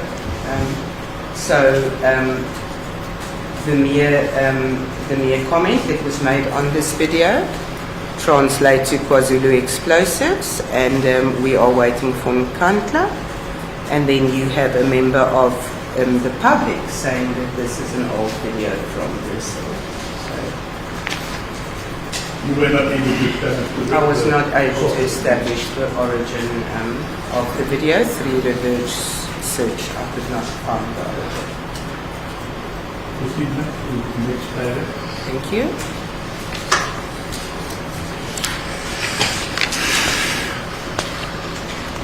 On 1 July 2021, the accused retweets a tweet that was published by one Andile Lungisa.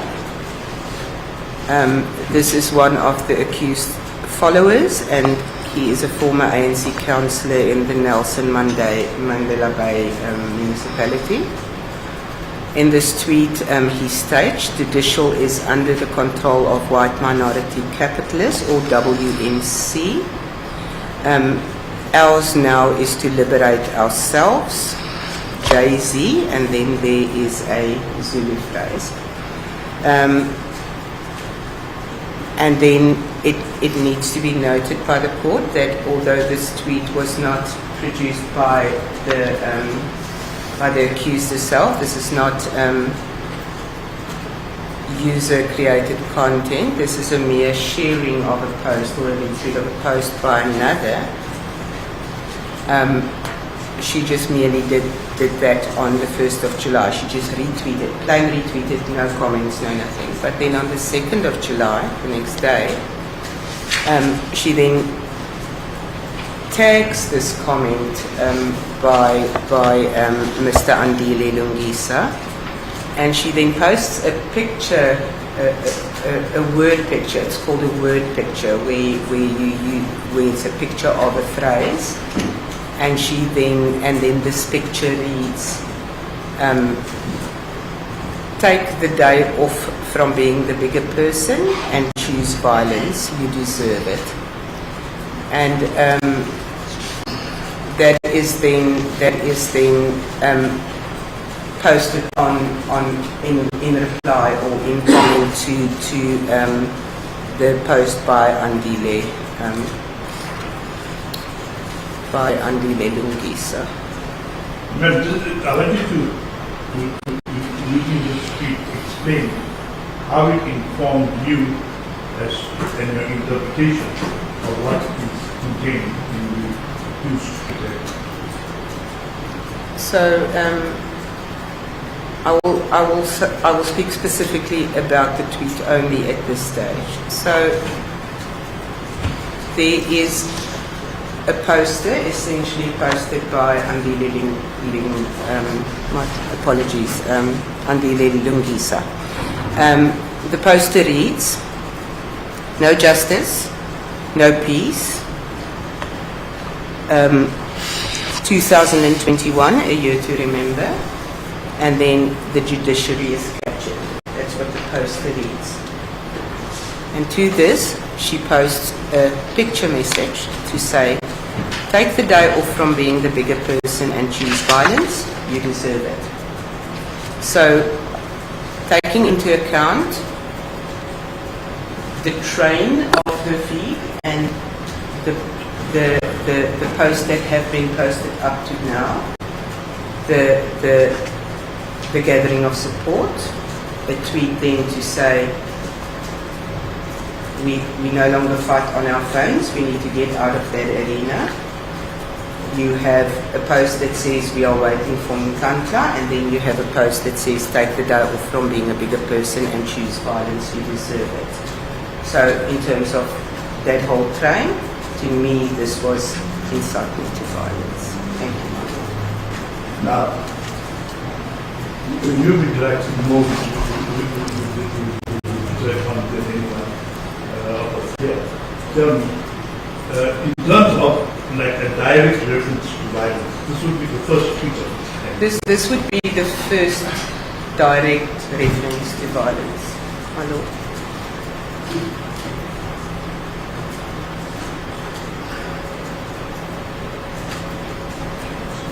What were the comments and what was the public reaction? Obviously, you don't know all of those that you reported. Thank you. So from the screen grabs in my affidavit that I captured of the comments, one user said, "Anarchy is the way, anarchy is the answer. Natives are napping, wake up and smell the coffee." And then there was also a response to say, "You are going to be arrested for inciting violence." So far as you can remember, what was the general response, as it were, of those persons who tweeted or responded towards the suggestion Well, there really were varied responses. As I said, there were responses in support, there were responses against, and then there were responses that said very clearly, "You are inciting violence." So it really is varied. It's varied.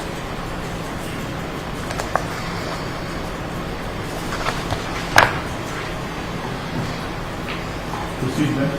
Thank you so much. So on the 20th of, my apologies, on the 2nd of July, she adds a photo of actor Henry Tsele in the role of Shaka Zulu in the television series with the same name. And to that she then comments, "We are descendants of Shaka Zulu. We are first going to deal with these idiots that have been sent by WMC to come and piss in our backyard, and then because you provoked us, we are coming for our land and we will start in Stellenbosch."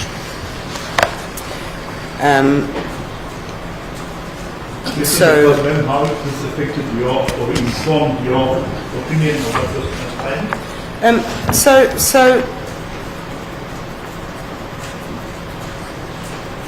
as an investigator, I had to think, like, why? What would the reason be for posting a tweet like this that it doesn't incite violence?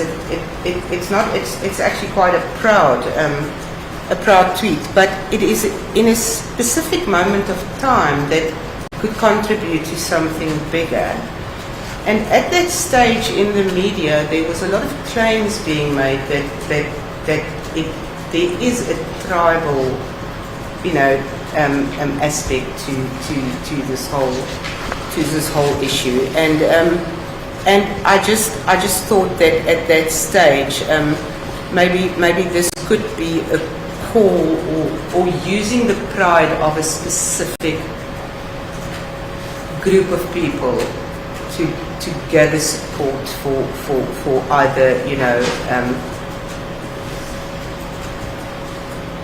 demanding the release or the non-arrest of the president, of the former president. Thank you. My lord. See, ma'am, the next one.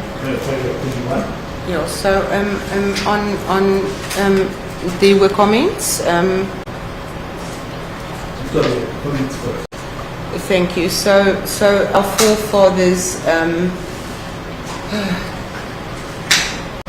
our forefathers, did it and will do it again.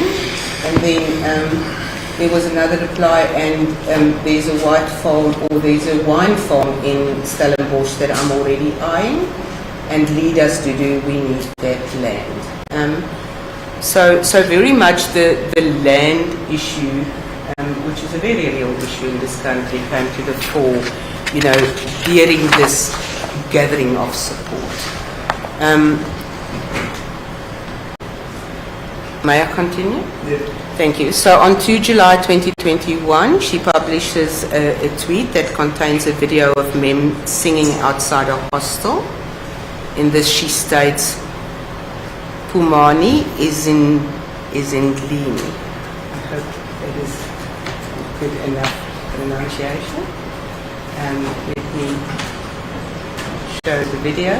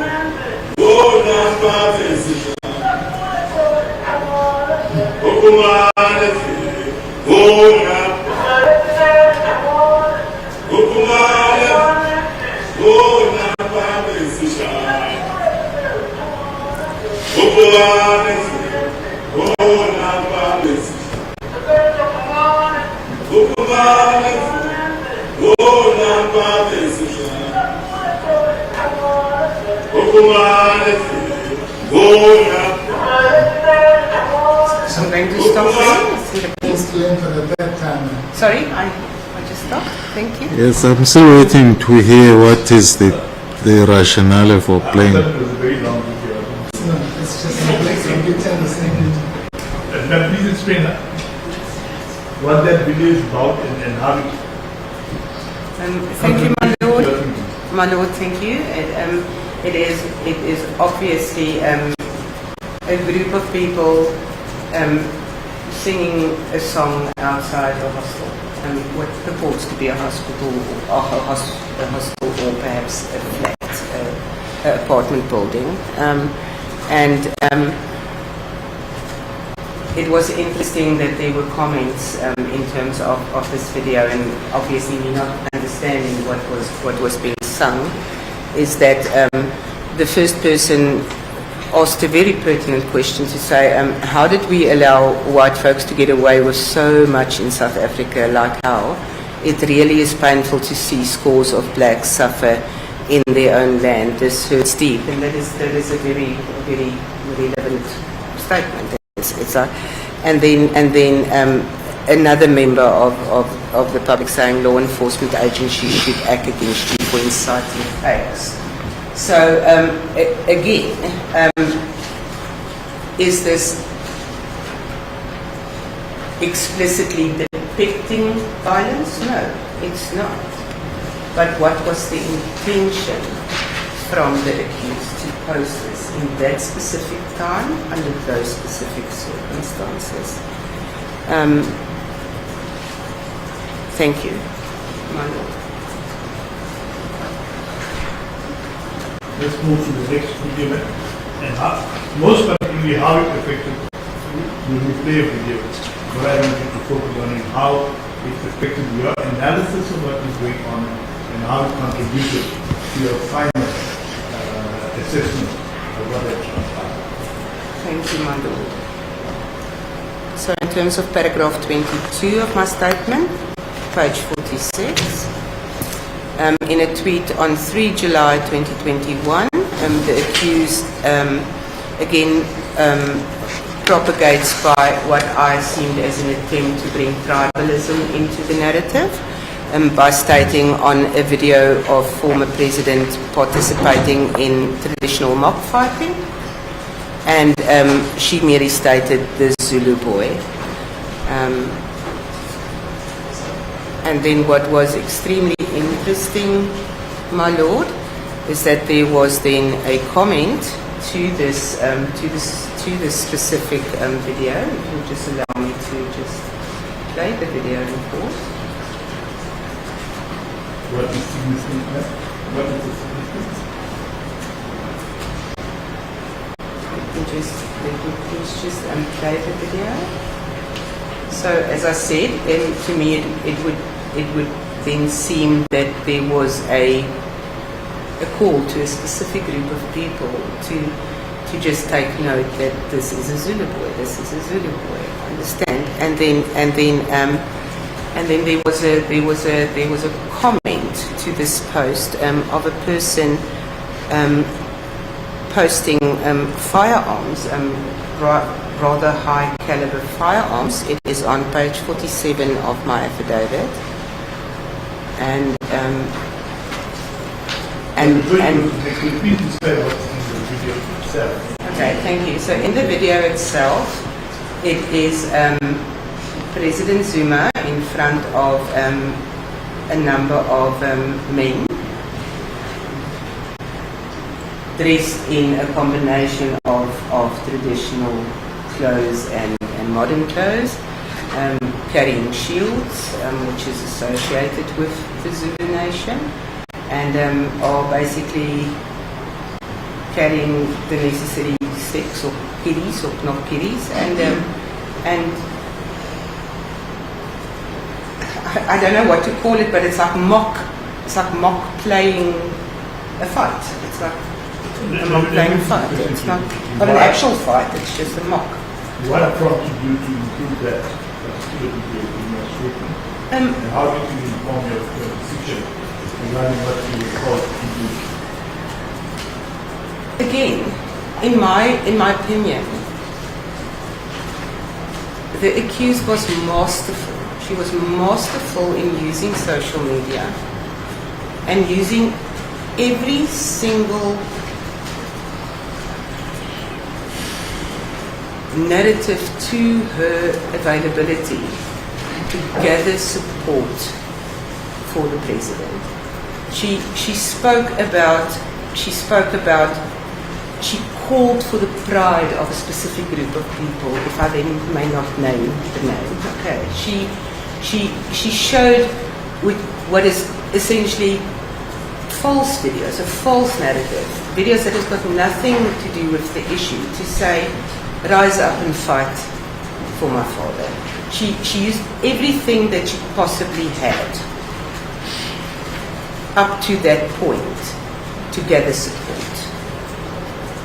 And this is just another manner of gathering support. This is speaking to the loyalty and perhaps the pride of a certain group of people to say, this is a Zulu boy. It's nothing more than that. So it's not incitement at this stage, but if you look at how she masterfully uses word, media clips, the combination of words and media clips, information, pushing a narrative, taking fake information, making it as if it has to do with the issue, it clearly shows that there was a very urgent attempt to gather support. And then at some point, she started speaking about violence. And that is where the incitement started coming in. Thank you. Now, what was paragraph 24? Thank you. So, in terms of paragraph 24, I'm sorry, 23, paragraph 23. Yeah, on 3 July 2021, she publishes a tweet of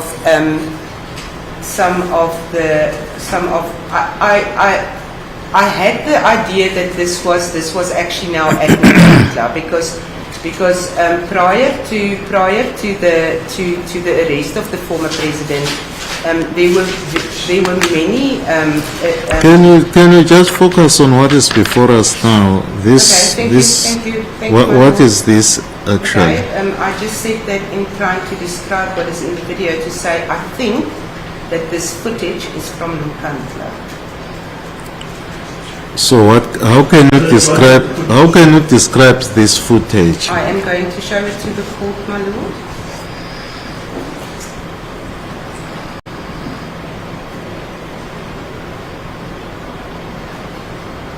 So this is a video of men wearing traditional cultural attire, and they are walking, and President Zuma is walking in front of them, and the accused then posts song translation: "We will stab whoever follow us."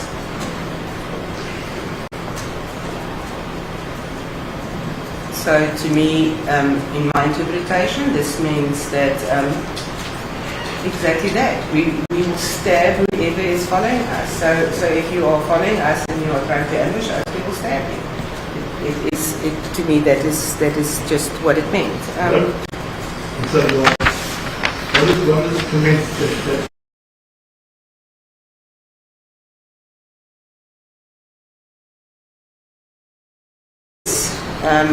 Sweetie, we see it. Okay, so incite violence, sweetie, we see it. And then there was another comment to say, stop inciting violence, Sisi. Your family has done irreparable damage to the people of this country. It's enough. This is from the 4th of July. We are now speaking about the 3rd of July. Yeah. Perhaps it's better to read all what it's in this comment, so that we understand it properly. If I read it, it says in this Twitter she stayed song translation. Did you see that? I see that. We will stab whoever follow us. So what does that mean? Was she translating the song, or what exactly it is? She was translating the song, in my opinion, my lord, because she specifically... So this is very important. This is then very important between somebody stating as a statement, we will stab whoever follow us, and translation of the song which says, we will stab whoever follow us. I wanted that in its correct context. Thank you, my lord. So in its correct context, the accused states the following. Yes. Song translation, we will stab whoever follow us.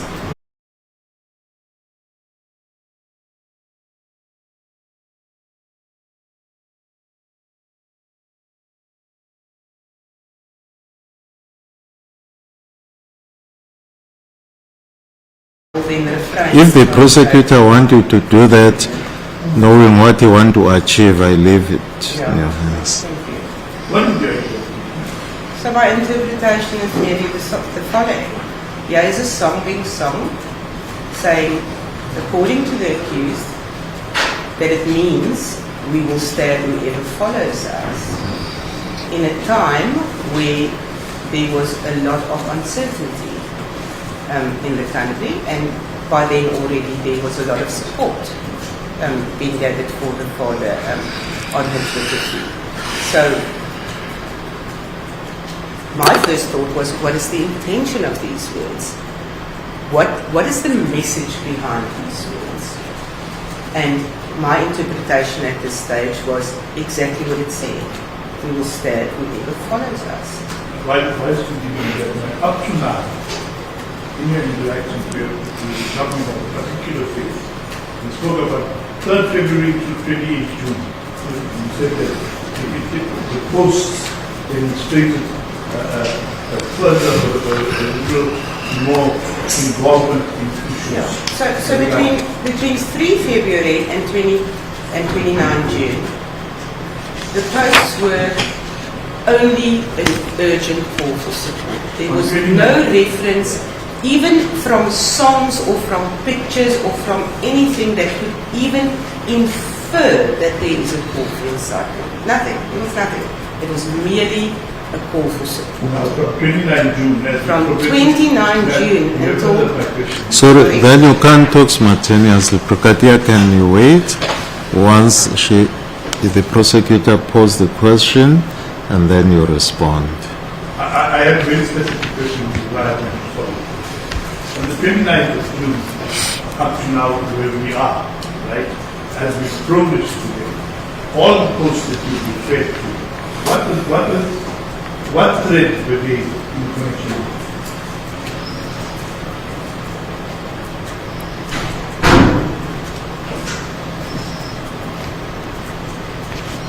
Or what in your view were they in connection with? To me, they were in connection with the failure of the president to appear before the Zonda Commission. Yes. But it wasn't the only thing. There was also commentary on what was going on in that period, and there was also, but it was all about President Zuma and his non-appearance before the Zonda Commission. Up to that. The narrative of the posts in the street in the period that I'm talking about, 29 June onwards, had to do with what subject? It had to do with politics. It had to do with politics. Was there any other narrative, relationship, party, birthday, anything other than what was happening regarding politics and President Zuma's humility in that stage? No, my lord. And so when you were viewing these, what was the narrative that was in your mind at all times? Well, I at that stage already knew that we had huge violent incidents in KwaZulu-Natal, and in my mind I could see how this contributed. Now, the song, it's a translation of the song. It says, song translation, we will stab whoever follows us. How did that fit into the narrative that we were following? How did it fit into that narrative? To me, this was a warning to say, if you are going to arrest the president, because he was already convicted at this stage, if you will follow us, if you will come and arrest him, we will stab you. Did you get the impression suddenly, because the song was used, that they accused that developed a sudden love for music or something, or in keeping with the narrative that we were experiencing thus far? Thank you, my lord. It was in keeping with the narrative of the account at that stage. But whilst we're on that subject of the narrative, before we even get there, because you know what's coming in front, is there any other narrative other than the one that you just described before in these streets?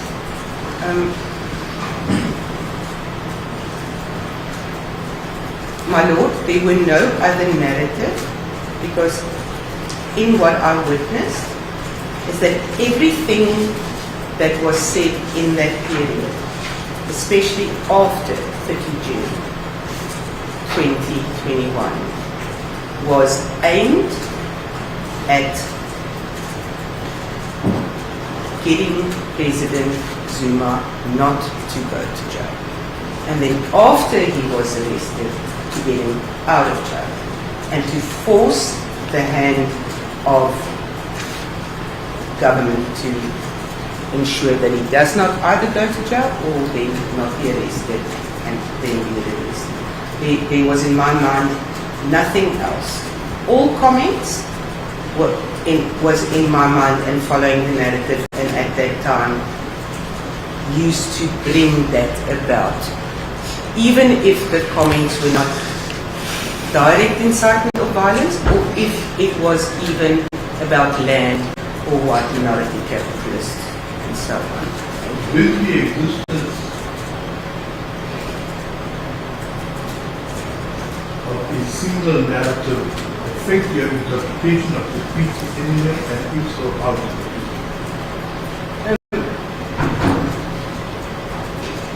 My Lord, I try to be as objective as possible, because I could also see that there were a lot of positive comments.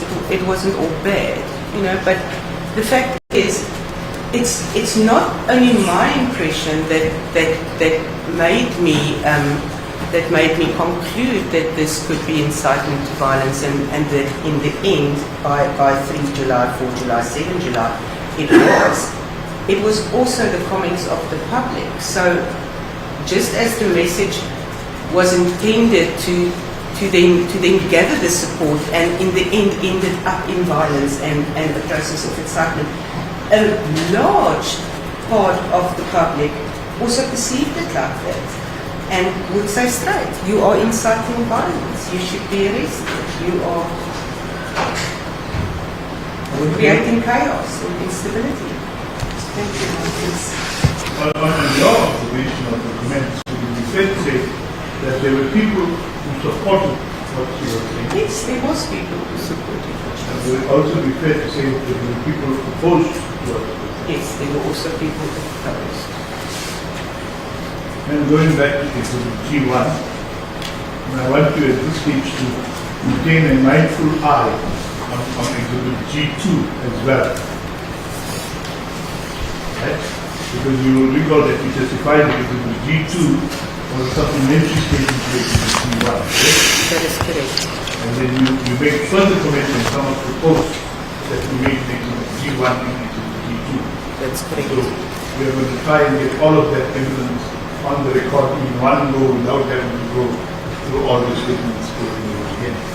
Thank you, my Let's Lord. paragraph 2. I am at paragraph 24. Thank you, my Lord. It's on the 4th of July.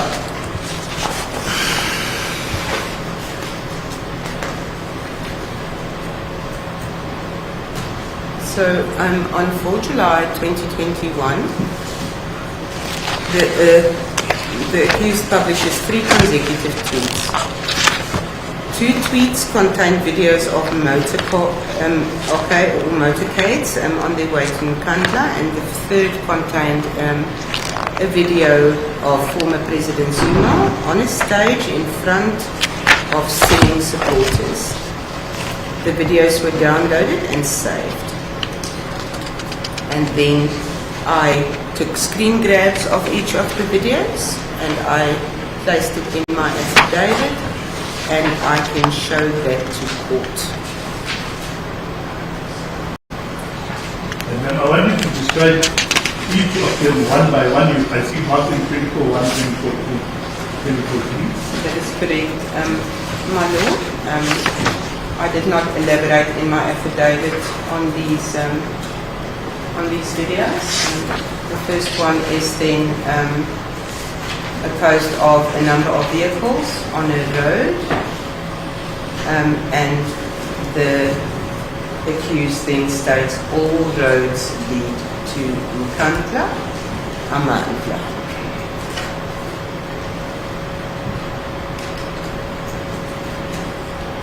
Can you go through?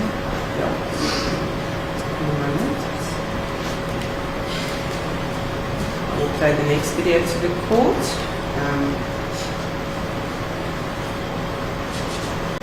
It says, police escort to Umkhonto, the power belongs to the people, Amandla. So,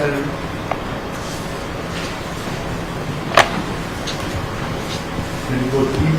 and then the third video is posted on the same day. This is the video of President Zuma addressing the crowd No, in G1 you do not record any comments. No, But you do so in G2.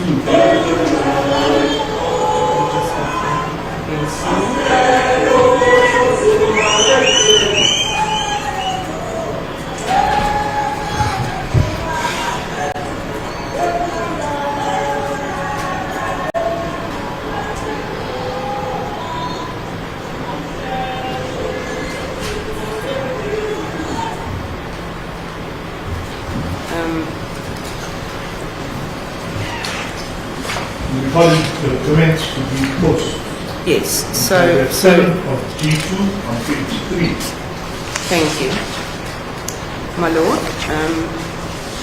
So on page 3, I then say accusations by followers of inciting violence and threats of violence made in comments on her tweets became more prevalent in the period leading up to the arrest of the former president. So on her tweet reflected in paragraph 24.1, that's the first one the court just viewed, of my previous affidavit, a member said, should any blood be shed during this nonsense, you and your father should account. And then there is another tweet that says, it will end in tears, but we wait and see.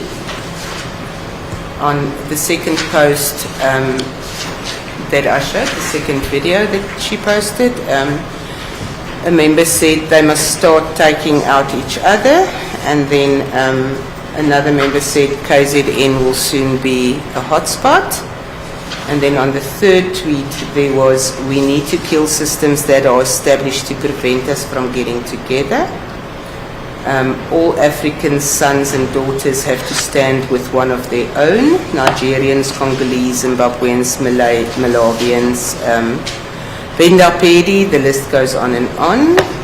Let's put our differences aside and show these imperialists that Africa has woken up. So very supportive. And then inciting people with something that helps you fight for your father, but will it happen that you will be there to help the people get that land that your father and his friends signed for but never materialized? Chris Hani saw it coming. So that was another person's comment. Will be 25. Yeah, there's another 3, my lord. So in replying then, indeed, Nkandla was the beginning of a national revolution against a captured leadership, white monopoly capitalist, and cooked pandemic and media propaganda. Congratulations to all who were there. Now let us take the battle to Parliament and the economy. We are ready. Yeah. So again, a more positive. So the next comment was celebrating death. I won't be surprised death will be knocking in the next 2 weeks. And then we are already organized, just give out the order. And that was a very interesting comment. I Yes. don't know what's happening now. Well, we're not yet at picture 25, but the witness is commenting on it. I think Malema Trump has lost control. Yes, if you make I that. did advise to the police that you're committing the paragraph 25. The record will reflect that. Because dear, on which paragraph are you commenting? Well, I asked the witness a question in paragraph 24. He then proceeded to read 25 and I interjected and I said to the witness, we have now proceeded on paragraph 25. I did say to you, But is she commenting on paragraph 24 or 25? commenting on paragraph 25 and I brought it to her attention and the witness continued. And so I just allowed it that I was going to rectify as we proceed. So the counsel is correct to say the witness is commenting on paragraph The counsel is 25. correct to say that the witness is commenting, but I think he missed the fact that I tried to use. No, I'm sorry, I won't allow the court to be misled. This is, Malema Trump says he was just about to interrupt the witness. This is 1, 2, 3, 4, the 5th comment that is being read in paragraph 25. So at what point was he going to stop? started with the 1, 2, 3, 4, number 5. Right now we know that the witness was commenting on something that Not yet come. not yet come. Then I did realize that. I'm reading the text, the witness continued. I didn't want us both to be talking at the same time.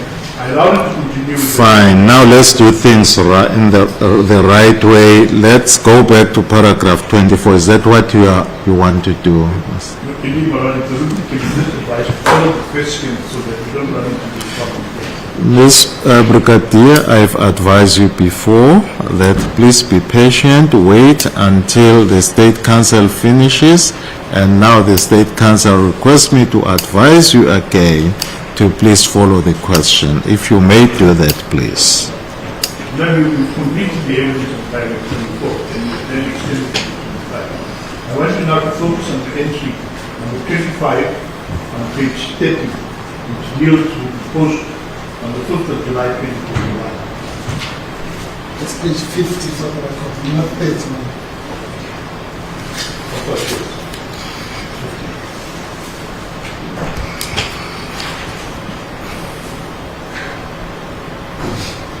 Can I just have clarity on which I now need to comment? It says Jesus on 5 July 2021, paragraph 25. Thank you, my Lord.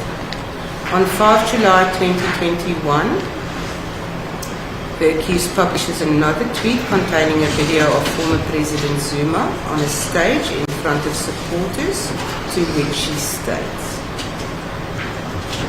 CDES, which I take as cadres, you did this, Siyabonga.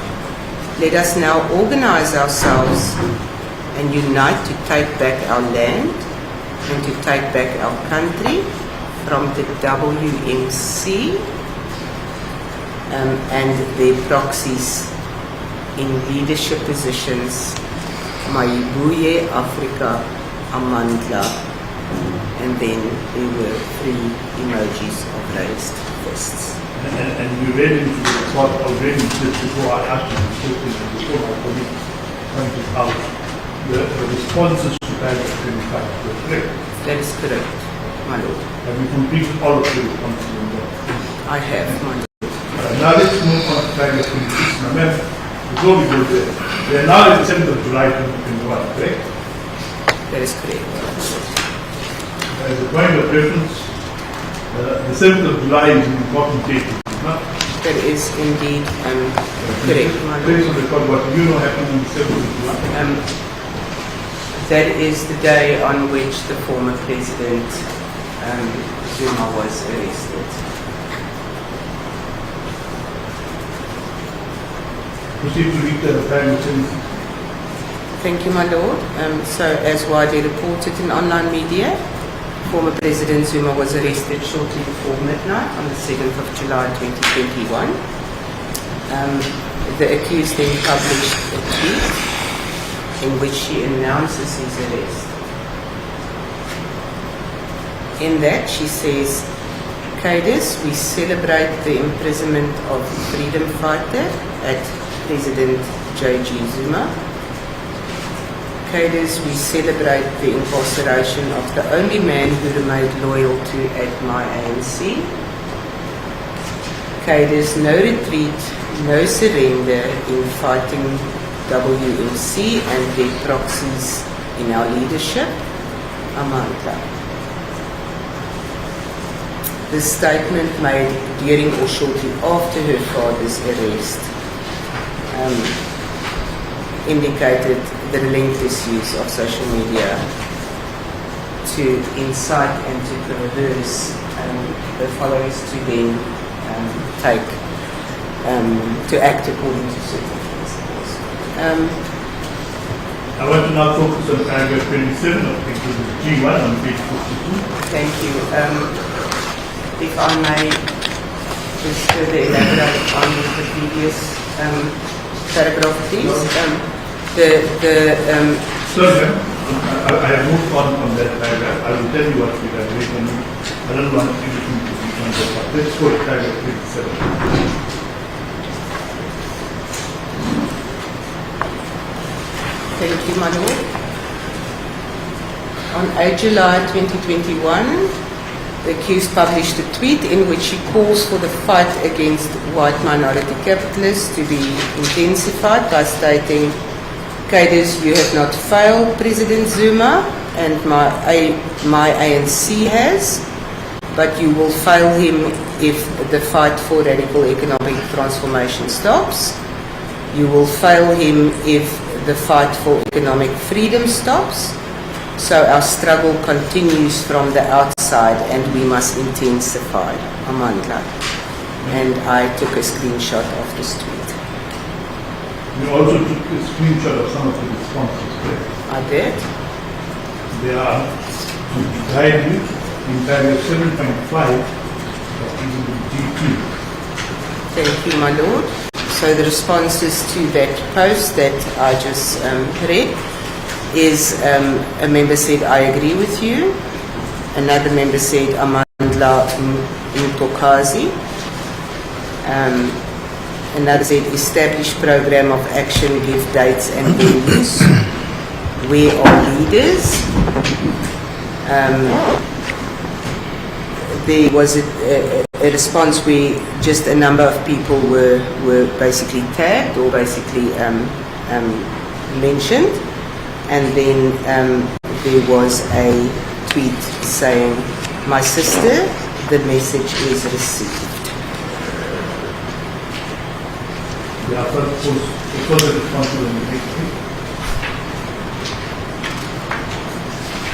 Thank you. Then there was another person that said, "Noted my leader."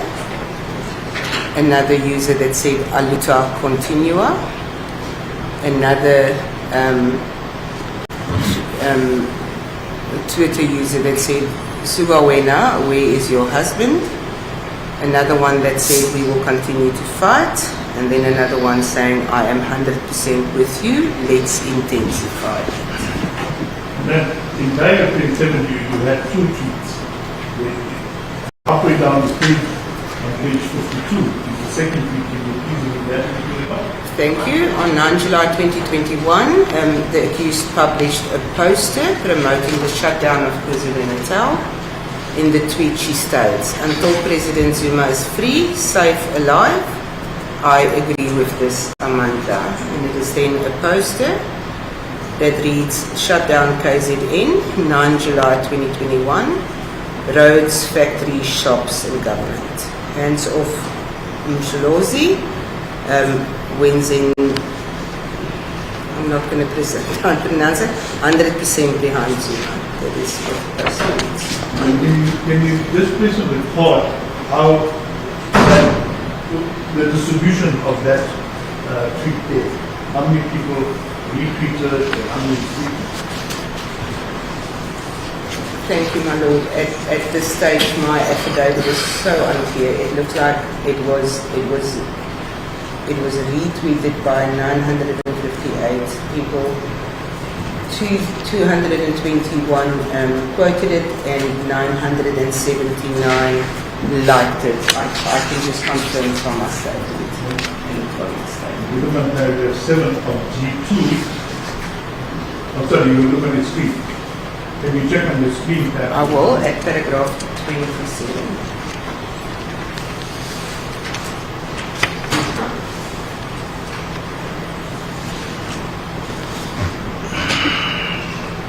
So 958 retweets, 221 quoted tweets, and then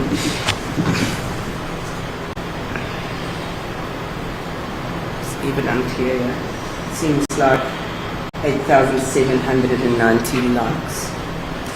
9,709 likes. Thank you.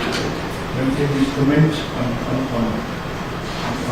can you report the comments that were recorded there on the tweet date 9 July 2027? It's on page 7 of G2.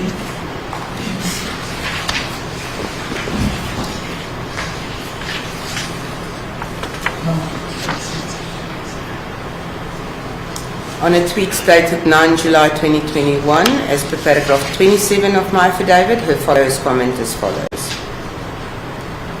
The worst thing, she will not even go out to the street. She's inciting people from her bedroom. The next tweet says, "You're inciting violence, Ntombazana, your Zulu. Your father said that he isn't afraid of jail." Then the next tweet is, "We need to report this girl for inciting violence and be blocked once." There are more tweets or more responses. Malema is going to court for incitement to violence because of reckless statements like these you are posting here. When the MPA charges you, it will be because the Zuma are not liked. Be warned of what you are doing. You might be arrested and charged for this. Another member said, "Zuma, entitled and privileged daughter, encouraging anarchy." Another member said, "Revolutionary, shut down everything." Amandla. Now, from your reaction with the tweet, it appeared that there was support of few persons who were supporting what she had posted. There were indeed support for what she quoted earlier, my lord. Were there any people who were against what she had posted? There were people that felt that this was incitement. Thank you, my lord.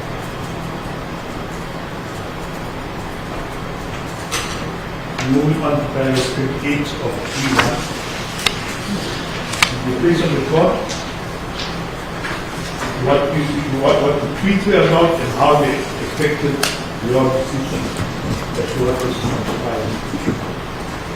On 9 and 10 July 2021, my lord, the accused published 19 tweets containing videos showing widespread looting, protest actions, civil unrest and destruction of property in KwaZulu-Natal and in Gauteng.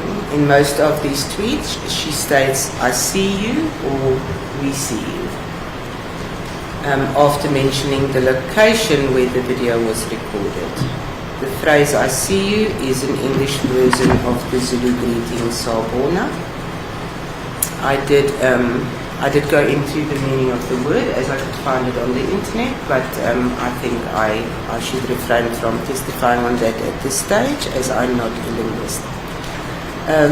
The tweets, the first video basically then says, "Roads closed in Mpangeni, Amandla," and if I am allowed to go to that tweet, then I can just show the video that accompanies it.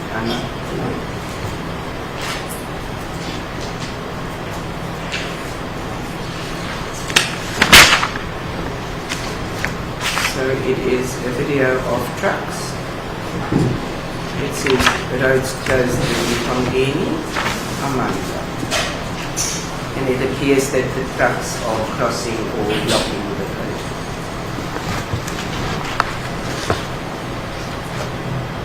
May I move on to the next tweet? Next week, when you can. The next tweet that she posted was the following. It is a video of what seems to be ANC cadres marching in Diepkloof, and she says, "Cadres in Diepkloof, we see you, they come out." What are they wearing? They are wearing what seems to be a military style uniform.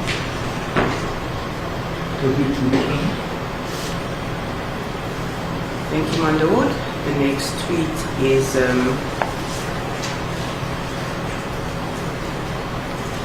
tweet of what seems to be people in front of a spa, a crowd of people in front of a super spa. There are men running with traditional weapons. The crowd seems to be moving all in one direction. And might be some singing. So that is the video, and the accused then posted, "Tuba Tuba, we see you, Amanda." Proceed to the next week, 28.4.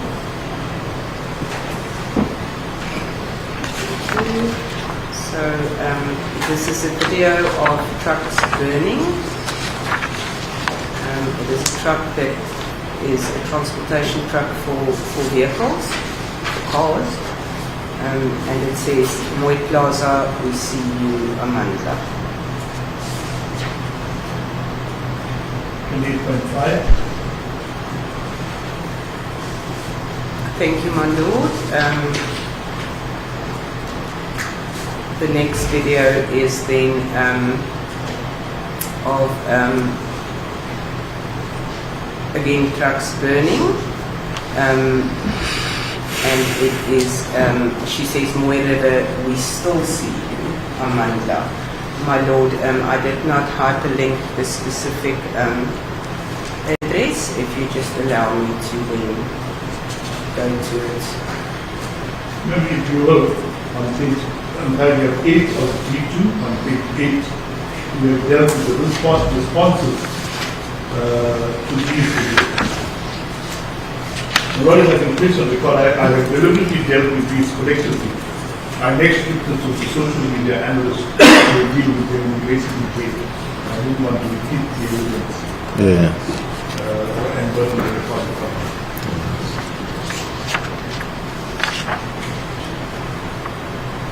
Paragraph 8 of G2, page 8.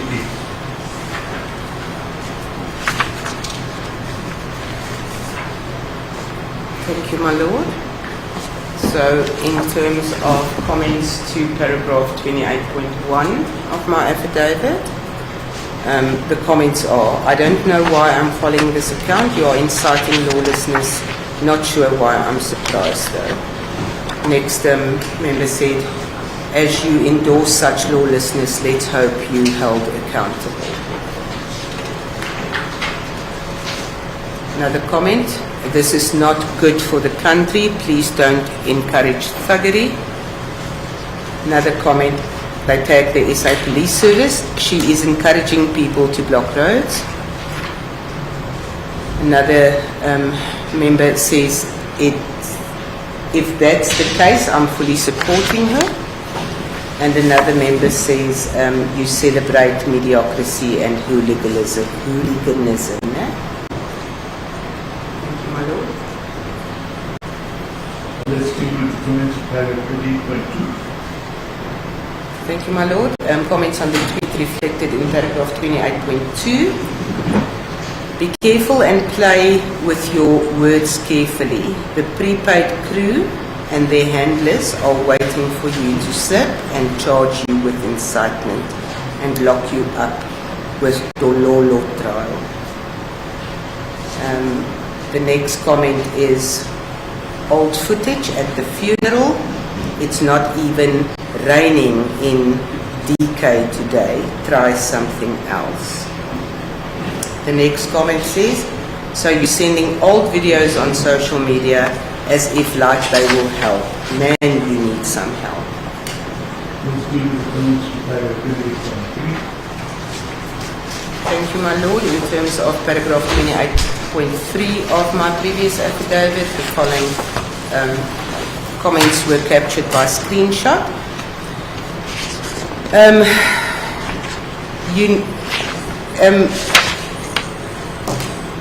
My apologies. You need to arrest Wena Dudu for inciting violence. Even your Twitter account should be reported. Ufuna, my apologies. The Zulu is very hard there, or the language that is used there is very hard. I will try. Should I continue? Yes, go ahead. Ufuna ukubalisa abanye abantwana ngokumane unkoma amasimba wakudala nokwenza.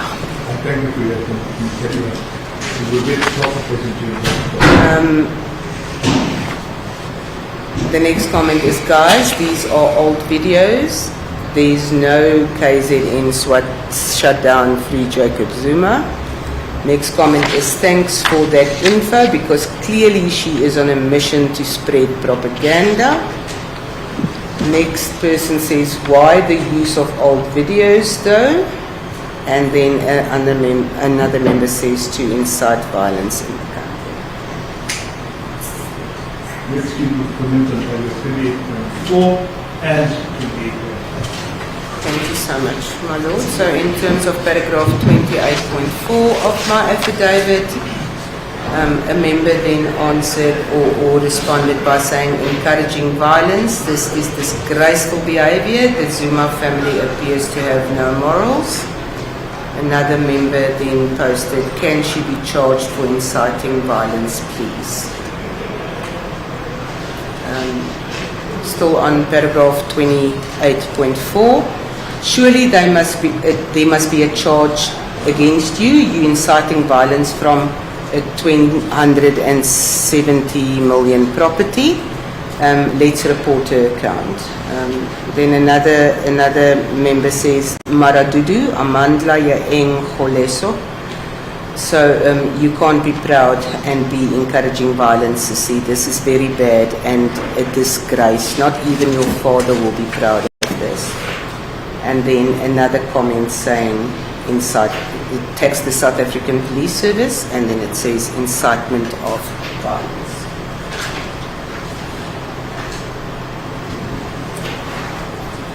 And then we agree with paragraph 28.5. Thank you. So in terms of paragraph 28.5 of my previous affidavit, a member said, or a user said, inciting looting and public violence will land you on jail. Another member said, I don't understand why you encourage this violence, as it might make things worse for your dad. Another member said, you are inciting violence and should be brought to book. Another member said, criminal father and criminal daughter inciting violence and destruction. Then goes on. There is then another response, Westbull, we are coming to you, strategizing. Another comment says, this account needs to be reported. Her brain has not fully developed. She should not be allowed on social media. She likes a toddler with a rifle. She's still wet behind the ears. Then there is another comment which contains a picture that purports to be a man that is dead, that has passed and is lying on the floor, and it seems to be blood around the body. And a member of the public then on 13 July posts or responds to say, look now, I'm sorry for sensitive viewers, but this is the reality of calling and inciting violence. It's easy on the Twitter streets. No? The remainder of your statement and the reply and statement is been a long way. The remainder of the statement deals with certain streets and opinions and accommodations. Right? That's correct. Remember, having gone through the exercise, I want you to deal with three things that we very quickly. As we interacted with the evidence, one of the things as an investigating is quite important is to determine whether, in your view, the accused was inciting violence or committing any other crime, as you described in your earlier address in terms of POC law. That is correct, my Lord. The purpose of my investigation was indeed, according to the mandate, to find evidence of any of that.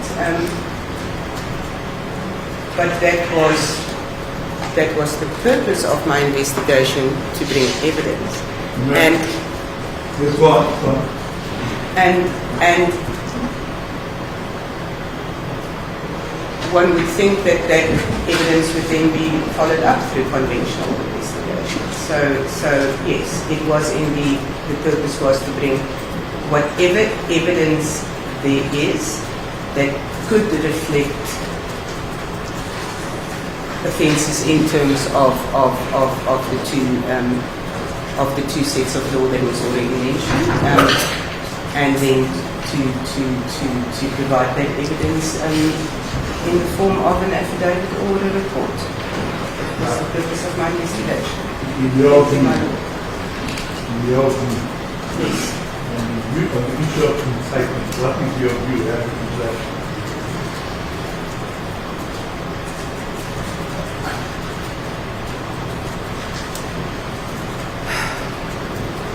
Thank you, my lord. I will reiterate. Here's a public account to which many people have access. This is the daughter of a former president who now faced a set of legal troubles. As a daughter, she gathered support for her father. From the 3rd of February until the 29th of June, it really was mere support. After the 3rd of July, the tweets became increasingly urgent, and there were then mentions made of violence, and there were also then video showed violence. As from the arrest itself, there was a tweet that I earlier wanted to say was deleted, okay? And from there on, it then became very much showing as what was going on the ground. Now, one always has to consider what the subliminal message of this should be. As an investigator, this communication that was shared wide in public said, Moirebe, we see you, Moirebe, we still see you. Not only does it give a location of where the violence is currently going on, it also then seems to support this we see you tell them, you know. So as I said, I think that there was a masterful use of social media to bring across various messages. There were messages of support for her father. There was really a collection of support for her father. And then there was messages of inciting violence, use violence, you deserve it. Okay. So that is my conclusion on the evidence. I conclude that there is, on the face value of the evidence I brought to court, definite incitement to violence, but it was not the only intention of these posts. But it turned out in the end to clearly indicate that there was support and incitement to this violence. Thank you, Madam. This, before you go, on the subject of the comments by the followers, would the accused have been aware of comments and what the followers were saying? Objectively, in many of the comments the accused was tagged, meaning that she would have received these messages on her feed. She would have been able to see it. Whether she viewed them, I can unfortunately not answer. So, in my entire investigation, I could not find a single instance where she would respond to any of the users that commented on the account.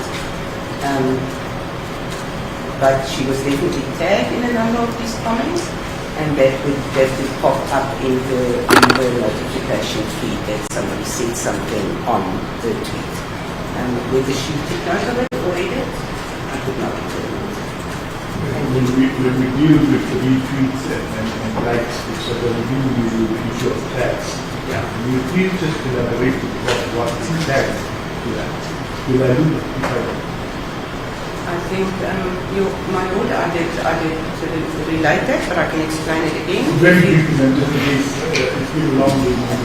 If you want to have somebody take specific note of a tweet that you respond to, so you want the accused to take note of the response to a tweet, you would tag by using her Twitter handle. So at Zuma-Sambudla, and then you say what you want to say.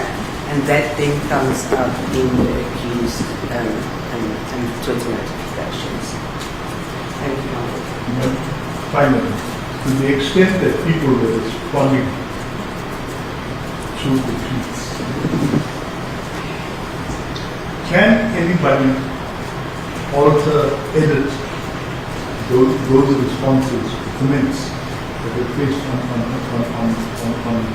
under the tweet, as it were, by the accused? My lord, no, there are only two ways well, first of all, the only person that can edit a tweet is the author thereof.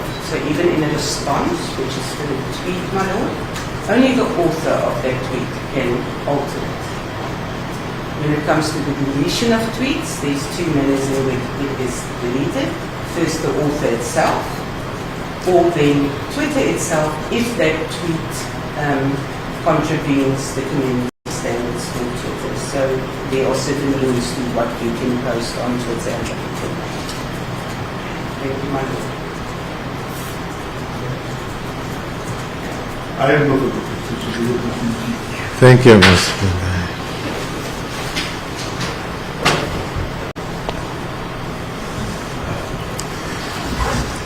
Mr. Both are you ready to continue today? Yes, Yes. good afternoon, ma'am. Good afternoon. How are you? Fine, yourself. Very well, thanks. I think if you answer my questions, listen to my questions, answer truthfully, we are not going to be very long. Firstly, you would agree that you are part of the police investigation, correct? That is correct, my lord. You are not an expert in the sense that you are independent of the investigation, correct? My lord, to a certain extent I am, as my function within the DPCI is to provide investigative support to the operational environment. Yes. Meaning that, Answer. Carry on. thank you, meaning that the conventional investigator is still responsible for the conventional investigation, the conventional criminal investigation, and we will then give specialist investigation in terms of cybercrime. In my current position, that also then includes a capacity for asset forfeiture and financial investigation. So they are specialist investigation fields. Yes, ma'am. Please, if you just listen to my question. I do not doubt your specialization. That's not my question. I'm saying you are not, as you say, you were supporting the investigation, correct? Yes, I was supporting the conventional investigators. Yes, my lord. Thank you. And therefore, maybe I will be promised that there might still be an expert who's unbiased, in other words, who's not supporting the investigation or supporting the accused. But that's not you, correct? That is not, well, that is not me. Thank you. All right. Now, have you had sight of the report of the expert who is going to testify, who's going to be called by the accused? I have. You have. Just a moment, Mr. Bofu. I can't see the witness down there. Is she finished with the video? If yes, then she can go there, because it's important to see and assess the witness demeanor, the witness. If she's hiding there, I can't see her. Is she done with the video? May the witness return to the witness box? Indeed, Lord, I don't think, unless my colleague requires the individual. So she can return to the witness box.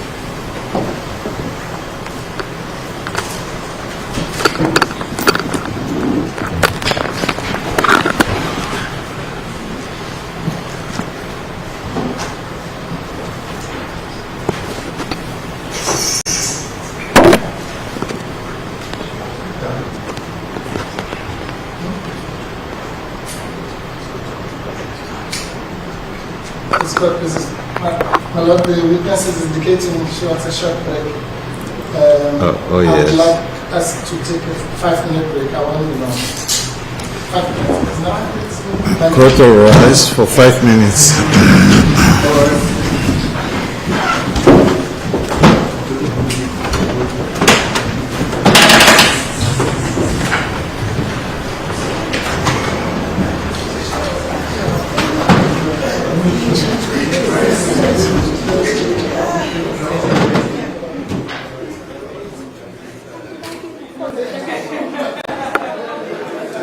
friend, can you hear me?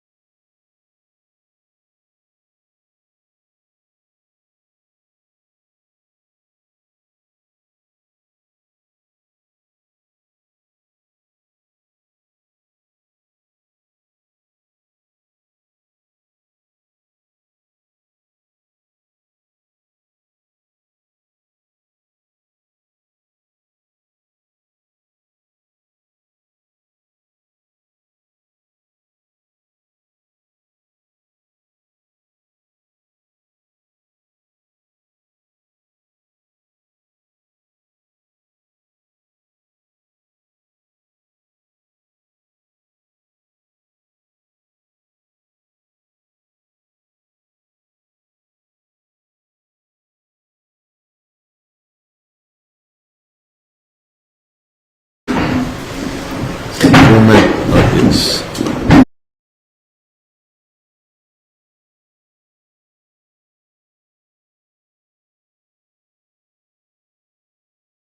If you have the size of the expert report of the experts who's going to be told by the accused, you said you had. I confirm I had, my lord. Well, since it has not been handed up yet, so I'm not going to go into it, but we'll agree in broad terms that that expert disagrees or is critical of your opinions. He was not so critical of my opinions as of my processes, my methodologies and my conclusions. Yeah. Critical, yes, ma'am. Critical both of your methodology and conclusions. That's correct, my lord. And you would, what is your assessment of that, of his report? You would, if you were to rate it on a scale of 1 to 10? On a scale of 1 to 10, I would say 5, as he did not account for the legal principles of a digital forensic investigation, and that his disagreement with my conclusions is his opinion. Thank you, my lord. Okay, on a good day, would you give him a 6? It's well for how well it is versed, I'll give him a 6. Thank you, my lord. No, that's fine. But putting all that aside, I will not waste your time with everything you said from when we started until about lunchtime, because you would agree with me, it was in aid of showing that this was indeed the genuine account of the accused, and that indeed she did send those tweets, correct? That is correct, my lord. Yeah. And with respect to my learned friend, all that was just a waste of time, because I don't know if you were told that that aspect of the case has been admitted, that it was a genuine account, that particular one. Let's put aside the fake accounts now. And that she sent the message. Were you aware of that? I was aware, and I answered as to how I was led. Thank you, my No, lord. of course, it's not your fault. Yeah. You did not lead yourself. Yes. Okay. So, as I say, then I can't be wasting the God's time about something that's common cause. Thank you, Yes. my lord. So the rest of your evidence really, in fact, your relevant, well, let me not say relevant, the evidence that is not common cause, the disputed evidence, starts from page 35 of your statement. And I'll remind you, I don't expect you to know it off by heart. It's where you start by saying the president, former president was arrested on such and such a date.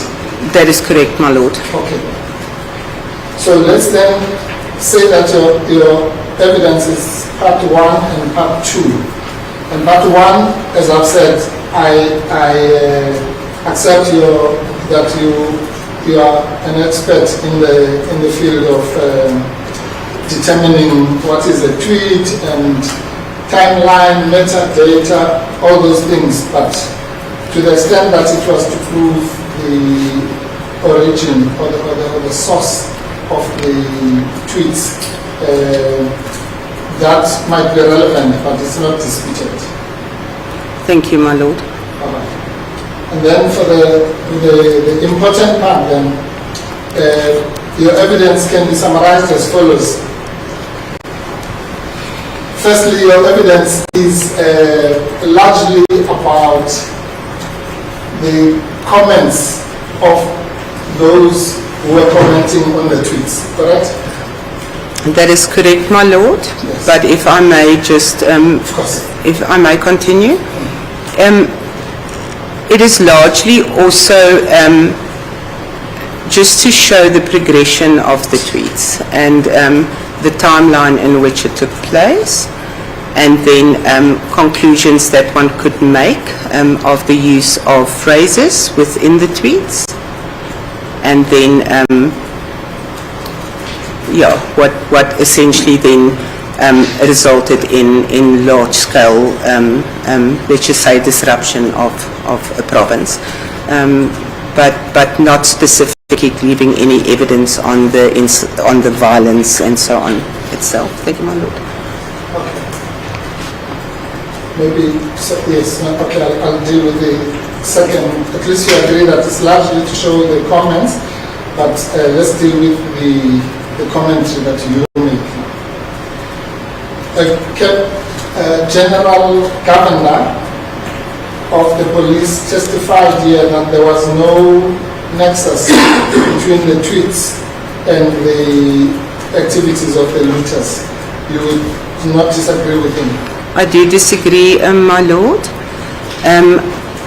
If you look at again the timeline of the tweets and the fact that there were at least 2 tweets that called for violence, and that violence did indeed break out, and that there was a clear understanding from commentators to these tweets that they understood the message as a call for violence, and even one saying that we are waiting for orders from Nkandla. To me, that would be evidence of perhaps some sort of organized attempt to destabilize, but as I said, that would have to be followed up by conventional investigation. Yes. But it's possible, isn't it, that the 2 things had nothing to do with each other. In other words, if there was a tweet and then the following day there was violence, it's possible that the 2 were completely unrelated. My lord, I don't agree with this. One just have to consider that this is the daughter of the former president, and that there was enough narratives on open source information on the internet, in the media, in a lot of opinions, to say that the violence that broke out in KwaZulu-Natal was directly related to the arrest of the former president. And as his daughter, she put out a lot of information as to where things were taking place, and she also then said very clearly, choose violence, you deserve it. So in my opinion, my lord. Sorry, finish, Madam, sorry. I thought you were finished. No, I am finished. Thank you, my lord. No, I think we are talking at cross purposes. Your answer suggests that you are saying there was a connection between the violence and the imprisonment of the former president. I do say that, yes. That's not what I'm asking you about. That is disputed on its own, but that's not what you and I are discussing. I'm saying, maybe I didn't ask the question clearly. General Governor said there's no nexus between the tweets and the looters or the looting itself. He didn't say there's no nexus between the violence and the arrest. Do you agree that it is possible that there is no, that General Governor is correct? No. I don't agree. I don't agree. There's no possibility, 0. Yeah, in my opinion, and what I investigated, and the theory that I was formed, and the evidence that I found for that theory, to me there is a nexus. Yes, no. Yeah. So I don't agree with General Governor. Yes, no, that's fine. And just to be sure, you said that when you did your investigation, it was merely to set the scene, and then to be left to the investigators to take it further. Yeah. So the purpose of my investigation is if there could be corroborating evidence of offences in terms of Poktatara and in terms of the Rioters Act, in support of what is found by the conventional investigators. Yes. So therefore, it's not possible for you then, or it would be strange for you to say, I did this work so that the investigators can take it further. And then the investigators do take it further, such as General Cabinet. And then they come to the conclusion that there's no connection. That's not your place, because they are the ones that you were handing over to. They took it further. If they found no connection, they found no connection. Would you agree? I would agree in that, but if I may elaborate, I think that there was already a connection shown in terms of the evidence that I did provide. No, I understand. True. I'm saying, let's say you and I have to investigate whether my learned friend here is doing something. Then we think it looks like he's doing it. But we're going to leave it to the investigators to confirm our hunch. And the investigators said, no, your hunch was wrong. Then we can't contradict them. No, you are 100% correct. Yeah. Thank you, my lord. All right. And so all I'm saying, and again, I'm not taking away the fact that you have a different view. But I'm saying, if between you who did the preliminaries and General Governor who did the actual investigation, the court must surely take the view of General Governor. I'm not disputing the fact that you disagree with him, you are entitled to, but his word is the ultimate word. I think, my lord, if I just may, in order to really answer that question, I think there's a misunderstanding of what my purpose really were. I did a full investigation, a full criminal investigation. So if the conventional investigators did not use that and further that, then I have no control over that. But in terms of what I investigated and what I showed, there was a link, there was a nexus. So let's step off that issue. But I cannot disagree with the methodologies and the investigation followed by the conventional team. In terms of my part of this investigation was to provide evidence from social media. What they then theorized from then on and found additional evidence on, that I cannot dispute because I had no part of that investigation. Thank you. Okay, it's the last question I'm going to ask you on this issue of causation. All I'm saying, and I'll agree or disagree with you, I'm saying that if you did what, let's call it a preliminary investigation, right? And then you come to some preliminary views, right? Are you still with me? I am with you, although if I may, I did not do a preliminary investigation. There were already conventional investigation being conducted. Okay, so let's say, that's fine, I'm with you. So let's say there was preliminary investigation, let's call that step one. And then you did your second investigation, let's call that step two. Then there was a conventional investigation, let's call that step three. I'm saying if in step three, the person who's done step three finds that there's no nexus, surely we can't go back to step one because that person already was aware of step one and step two, correct? Well, if they then disregarded my evidence, you are correct, if they then disregarded my evidence, I have no control over that. So meaning, they did step one, they asked me to find corroborative evidence on social media, which I did, and I presented it to them. If they then further holds the opinion that there is no nexus, there is nothing I can do about it, but in my opinion, there's a very clear nexus from the social media narrative. Yes. Thank you, my I lord. will leave that for argument. Thank you. Then the next question is lawfulness. So the second witness, Ms. Trent, basically considered that there was nothing she found which crossed the bounds of lawfulness. And let me explain what that means. You are aware, surely, as a cyber crime person, of Section 16 of the Constitution, That's correct. freedom of expression. That's correct. You are aware that not all incitement is outlawed in terms of freedom of expression, True. and only incitement that is incitement to imminent violence. You are aware? I'm aware. Yes.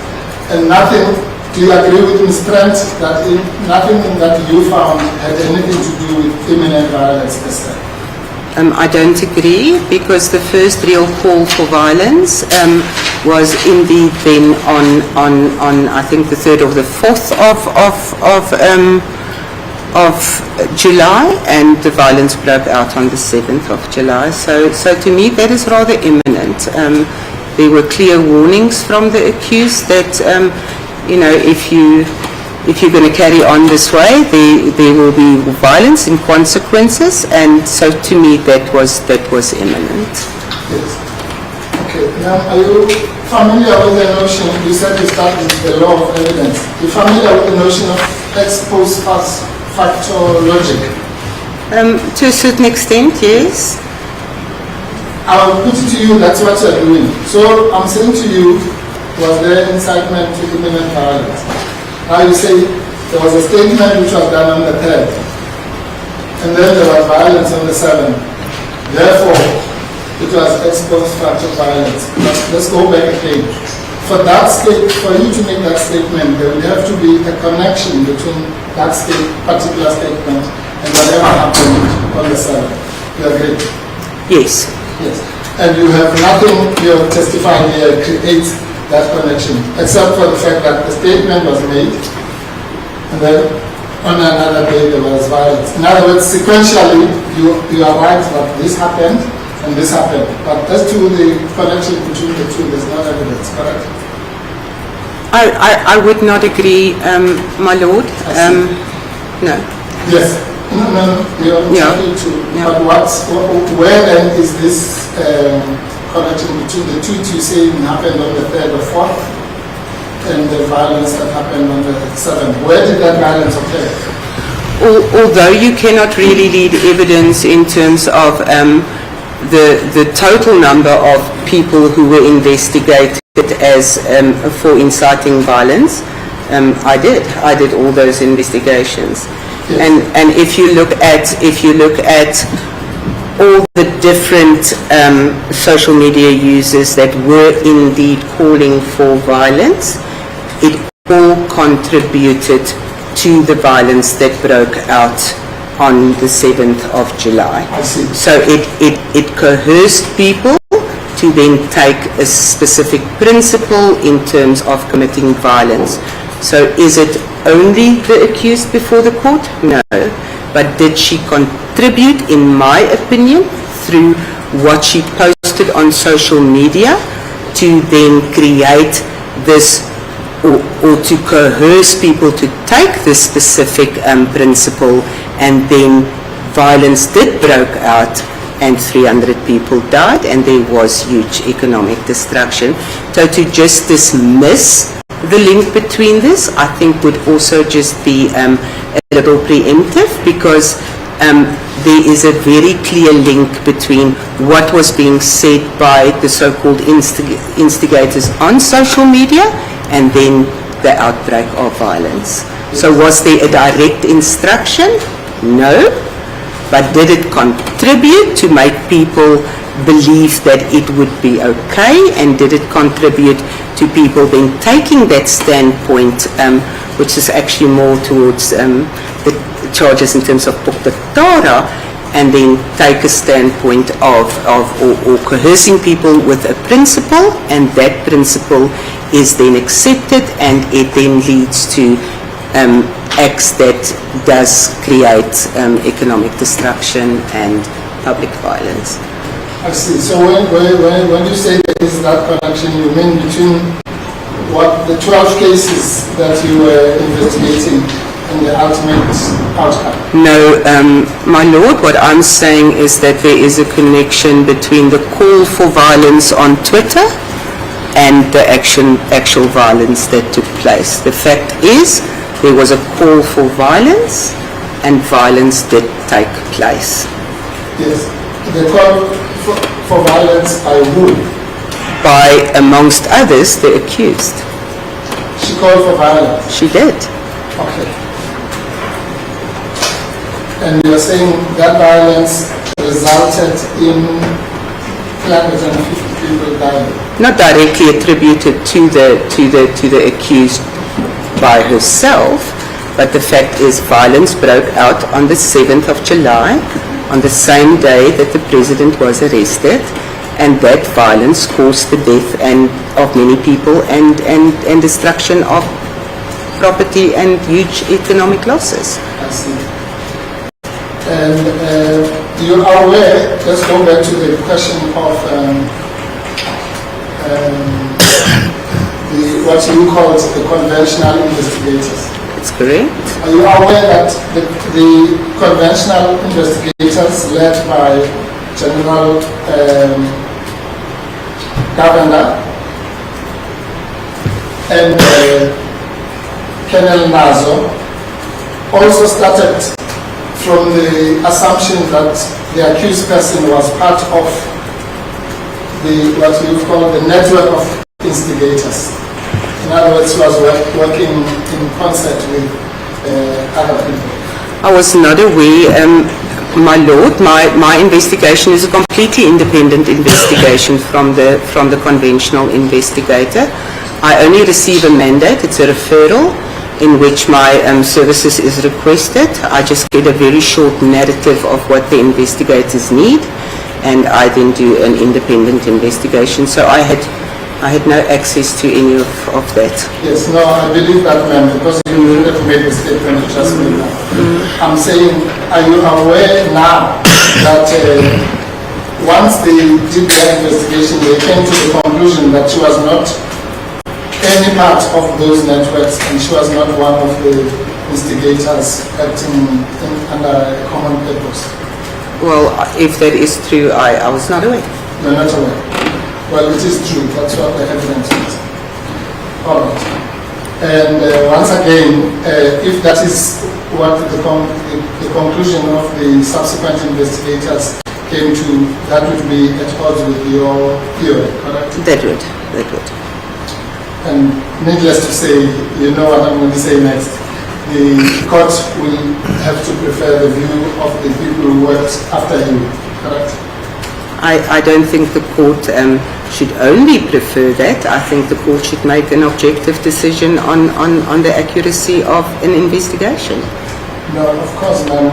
The court will make and I'm not asking you to take the place of the court.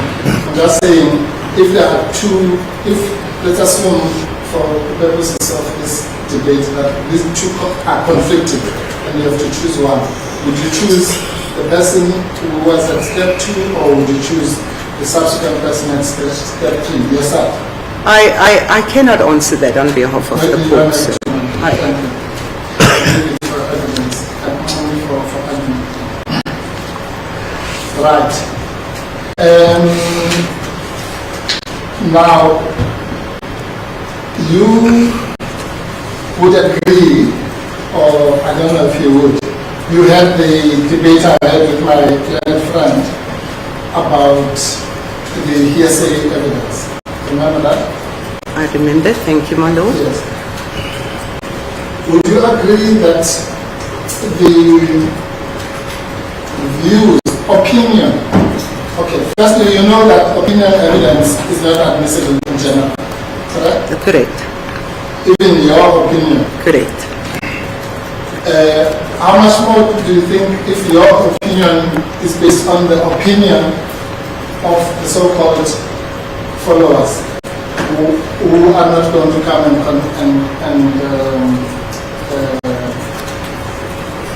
testify here? Is that worth anything more than zero?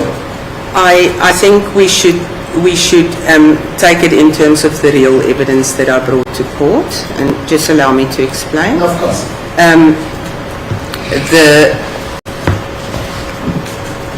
The capturing of the evidence was me as an eyewitness to a conversation that is taking place on Twitter between essentially the accused and a number of her followers. It would not be very objective of me if I only bring to court what was said by the accused. I also brought what was said in that conversation by her followers. And I tried my best to bring an objective view to the court because I included both what was said in positive and what was said in negative. Thank you, my Lord. So in answering your question, sir, I cannot decide for the court what they would make of this evidence, but the fact is there is real evidence in the form of a screenshot, which is a photo of a conversation that was held in the public arena. Now, again, I don't want to argue legal concepts with you, but you've used this term throughout the day of real evidence. You know what real evidence means? I do. So in every precedent that I have read, and in every court case that I have read regarding a screen grab is a photo, and where the evidence cannot be brought to court, then a screen grab is sufficient as real evidence. But on top of that, my Lord, I brought the real evidence. I brought the original evidence to court, in the court. So that is my submission. Okay. Do you know who filmed those videos? No, I don't know. Do you know when those videos were filmed? No, I don't know. Do you know who did the voiceovers on the videos? No, I didn't know. Do you know what the meaning of the songs that were being sung are? No, not necessarily. But you insist that you brought real evidence of those videos here. Yes, I do, because the video in its singularity is not the evidence. The evidence that I'm bringing to court is the tweet by the accused. And the tweet that she made, she added a video to strengthen what she said. So my evidence is not the video. I don't know where those videos comes from. The accused could have gotten them anywhere. The fact is she used them in a tweet in which she made a specific precedent. She set a specific principle down and she called for support, and that tweet is my evidence, not the videos and the pictures. It is what she used those pictures for. She says in a picture that she posts, choose violence, you deserve it. I don't know where she got the picture. I don't know. It doesn't matter. The fact is she used that picture, wherever she got it from, and she posted it in a public message, and it was clearly understood. Thank you, my Lord. Yes, you have given evidence that up until the 3rd of July, her tweets were not violent, were not promoting violence. That is correct. That is correct.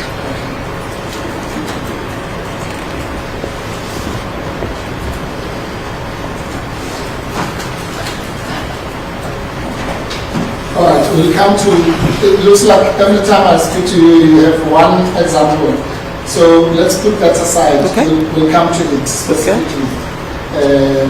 That is the tweet that was in response to Mr. Angelo Lunisa, right? That is correct. Yes. So apart from that tweet, you'd agree that none of the tweets call for violence? Not specifically violence, no, but it contributed to a narrative of taking action, which then ended up in violence.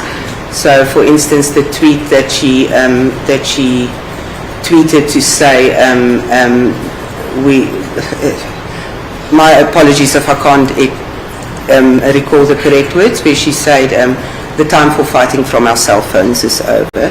What else could that mean then now, we maybe must go physical, no longer fighting on Twitter. There was tweets to say, for instance, we see you, and although I know that a lot of people would think that just by saying we see you, that is not inciting violence, and that might be true if you look at the tweet in isolation, but if you look at what the message of the tweet is that we support you, carry on, it's fine, so. Okay, thank you. I'm going to ask you about what you just said, but I just want us to be systematic. Okay. Do you or do you not agree that, put the Duduzile Zuma-Sambudla tweet aside, those other tweets individually do not call for violence? It's very hard for me, my lord, to make that statement, because in my investigation, looking at the bigger picture and seeing the woods for the tree, although the words there does not call for violence, the fact is that the intention from the 3rd of July, basically from the 7th of July, is definitely to propagate and to support additional violence. It was not, I cannot separate, in all honesty, from my investigation, I cannot separate the tweets from each other and saying, because that specific tweet did not specifically call for violence, although it perhaps had a violent photo of it, that the intention thereof was not to incite violence.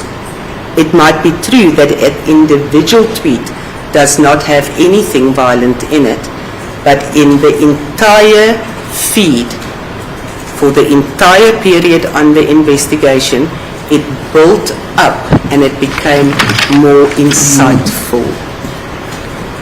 Now, as I asked you, please listen to the question and answer it. You've said all what you're saying now. I'm asking you a very simple question. Let me ask it differently. Is it possible that, despite what you are saying, or what your theory is, all those tweets, let's put aside the one on Adjournment, do not incite violence? It is possible, isn't it? No, I'm sorry, but in my mind it is not not. possible.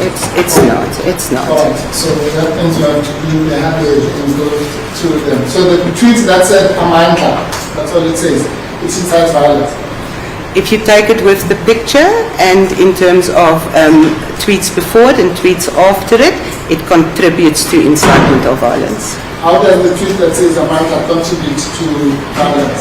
I don't know how to say this again. There were tweets of violence. There were tweets for calls of support. Violence broke out. This is a tweet that says Amandla, which means power.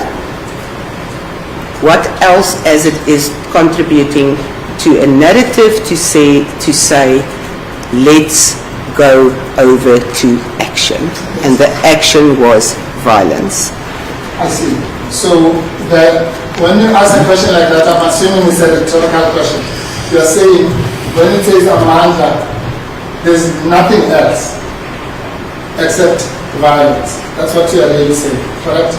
In other words, that's the only inference the court must draw, is that tweet that says Amanda leads to violence. I cannot say what inference the court must draw. I can just say the inference that I drew, and I think in the entirety of the evidence that I brought, that is the conclusion I draw. Yes, ma'am, I understand you correctly. I just want you to assist the court. Your evidence, if I understand it, and tell me if I'm wrong, is that tweet of Amanda on its own does not contribute to violence. But if you look at it in totality, it contributes to violence. Am I right? You have just summarized what I'm trying to say. Thank you. Now, the question is, how does that tweet contribute to violence? You are asking me the same question over and over, and with respect, my lord, I am answering it the same way. If you look at all the tweets together, and if you see how the urgency increased, and how you see that there was constantly the use of social media to support President Zuma, how there were then specific tweets that did call for violence, and then violence did break out, then the entire group of tweets contributed to the violence. Now, you are dodging my question. You don't understand it. I'm with you. You're saying the tweet on its own does not cause violence, right? Right? That's correct. And then you go on to say, but it contributes to violence, right? That's your evidence. That is. Yes. You know that an expert or a witness is as good as the reasons they give. If somebody comes here and says, it's raining outside, it doesn't assist the court. They must say, I went outside, I stood in the rain, I got wet, and so on. So it's the reasons. It's not just the bare conclusion. Now I'm asking you for that, ma'am. I'm saying, how? What reasons do you give this court for saying the tweet that says Amanda contributes to the violence? I don't know how else to answer this to the court. The individual tweet indeed does not say anything about violence. Some of those tweets that said, I see you, and Amandla did however show violence. It showed the burning of trucks, it showed action being taken on the ground. That's correct, it does. So does that specific tweet in its individual, if you look at it as an individual, does that incite violence? No, the individual tweet, if you only looked at that tweet, then you would never make the conclusion that it incited violence. But if you look at the entirety, then you can clearly see how the narrative of the accused went from support to then inciting violence to then condoning the violence. And that is my testimony through all the tweets. Oh, thank you. You answered my question. So Thank that you. goes for all the tweets? That goes for all the tweets together. So if you put the whole timeline and all the tweets together, that is clearly what you can see. And I will reiterate that for the court, if I may, my lord. So from 3 February, there was an ever-increasing urgent call through the tweets for support of President Zuma, and to say, please support my father, do not let him go to jail. Yes. That's true. Yeah. Then from, may I please continue? Yes. Thank you. So then from 29 June up until the 7th of July, you had a lot of commentary where she used other political issues to gather support, and then there was this call for violence on the 3rd of July. And then after that, she then she basically supported and condoned whatever was going on the ground by tweets like, I see you, and also informing where the violence was going on. I see. All right. So, in summary, because you see, I need to argue this at the end here. So I don't want to misrepresent you. In summary, unlike the previous witness, your evidence is that you indeed agree that viewed individually, the tweets do not condone violence. Apart from one or two, yes. Yes, apart from one so far, which we will get into. But what you call the thread is what incites violence. Yeah, the thread incites violence because it coerces, it gets people to support the narrative. Anybody who would look at these tweets and say, you know what, we're going to support President Zuma, we're going to go to Mtubatuba and we're going to participate in the violence that was going on.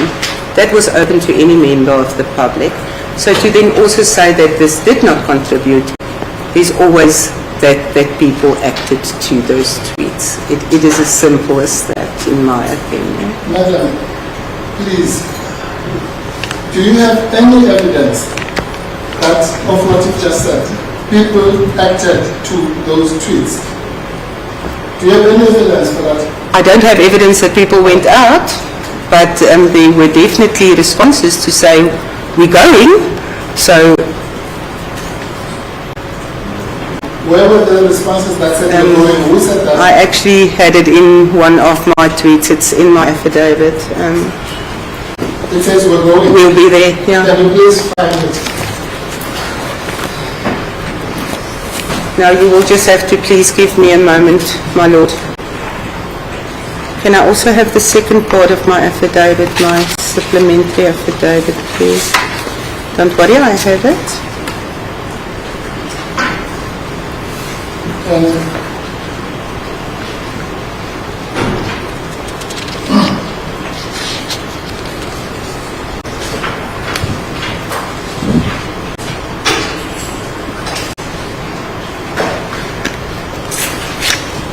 So the first one that I just noted off by hand here is in paragraph 15 of my first affidavit. Of G1.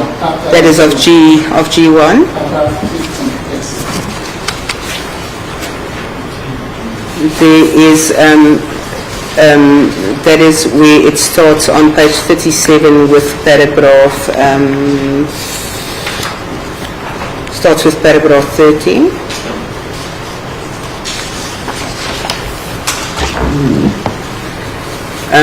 On page 38 there is that clip of the video of the gentleman driving with automatic rifles in a vehicle. And if you look at what the post says, the post basically just show what seems to be a process and the word amandla. And then a supporter says, we are ready to render the country ungovernable. Yes. So one person out of whoever says we are ready to render the country ungovernable, and you take that to mean a support for violence. Is that your evidence? Yes, it is. Okay. And that person is called Justice Forever. We don't know even if there is such a person. It could be a computer. Right? That's correct. And so if the computer generates these words, we are ready to run the country ungovernable, how will that result in violence? It is not the computer that generates the word. It is an author, a physical person sitting behind the computer creating those words. I see. And that physical... Sorry? Finish up, please, sir. Thank you. And that physical person is saying we are ready to render the country ungovernable.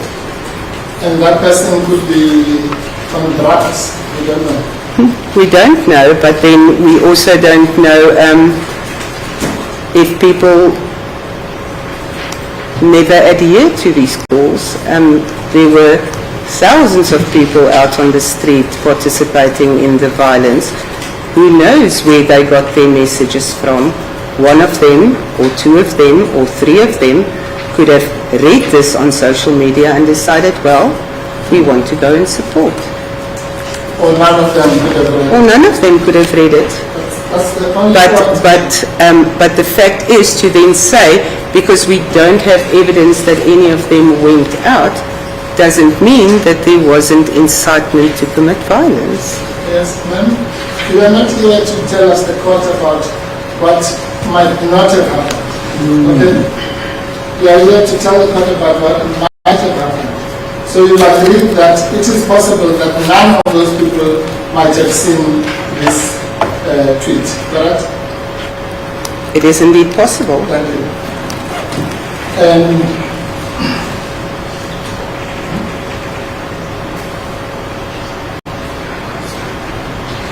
And you agree, I'm sure, being a South African, that to render the country ungovernable could be done through peaceful protest. I suppose. Yeah. And that protest also could be peaceful. Yes.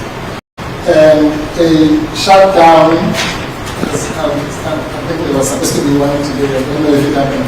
A shutdown could be peaceful. It could, but then it wasn't. No. Ma'am, please listen to my question.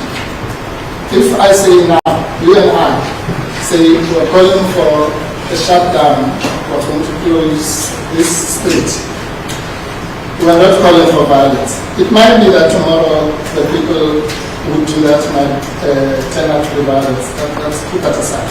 But you and I will not be calling for violence necessarily. All right?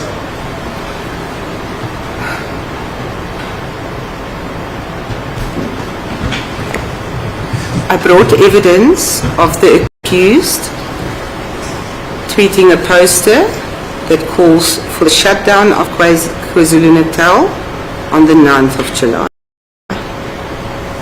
On the 9th of July, that protest ended up being violent. It is open for determination by this court whether that call for violence was intended to create violence or not. I cannot testify to that, but there is a distinct possibility that as that call for violence by that poster on the 9th of July and that ended up in being violence, was an intentional call for violence. That is a distinct possibility, but there is also a distinct possibility that it was not. But that is not I cannot make that call. Yes. Thank you. Thank you. We're together, we're making progress. Yeah. You and I agree that a shutdown is not necessarily violent.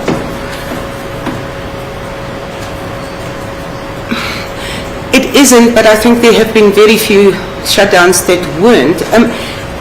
I have to speak from my experience as an investigating Are you officer. experienced in shutdowns? I'm not experienced in shutdowns, but I'm experienced in the investigation of these matters on social media. So I investigate every single shutdown. I did the July 2023 shutdown. So most of the times the shutdowns end up violently, especially if it is called in that way. I mean, even municipal protest turns out violent, but there is very peaceful protests as well. But so that is my answer to the court. I cannot, from my experience, say that, as you asked, is it possible that a protest could be peaceful? Yes, it is possible, but this one was not. So, in calling for the protest on the 7th of whatever the date was, for the protest by the accused, did she know that this would be a violent process? Was that her intention? Was it why she promulgated it and why she posted it? That is for the court to decide. But in the end, it was violent. That is all I'm saying. So the only evidence you can give to this court is that in the end, it was violent. The evidence that I can give to the court is that she posted a call for a shutdown of KwaZulu-Natal, and from the reports on social media, it did occur and it was violent. Thank you. Thank That's all you. you can say. Thank you. That's all I can say. All right.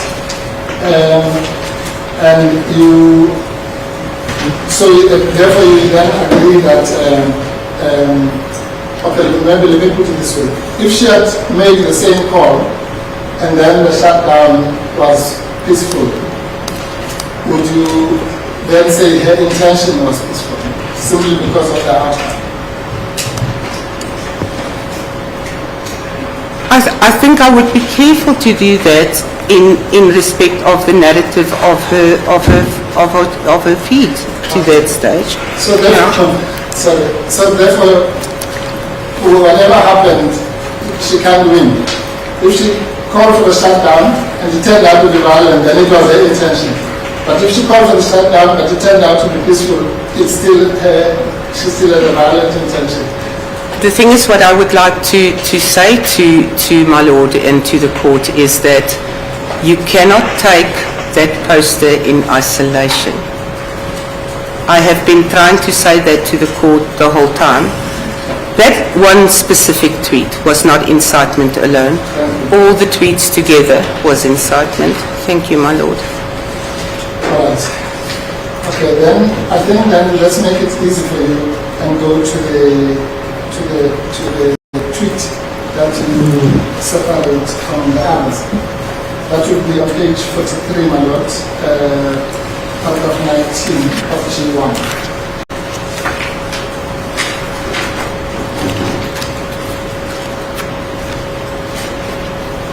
Yes. You said that that tweet is a response from the tweet or the picture that said no justice, no peace, judiciary is captured. That is correct, my lord. And you say that that was a response to Mr. Luisa by the accused. The original post of the poster posted by Mr. Lungisa is the one with the poster that says judiciary is captured, and then the accused says, take the day off from being the bigger person and choose violence, you deserve it. Is it possible that this was directed at Mr. Lungisa? Because you called it tagging. She tagged him specifically. That would make no sense to me, my lord. Okay.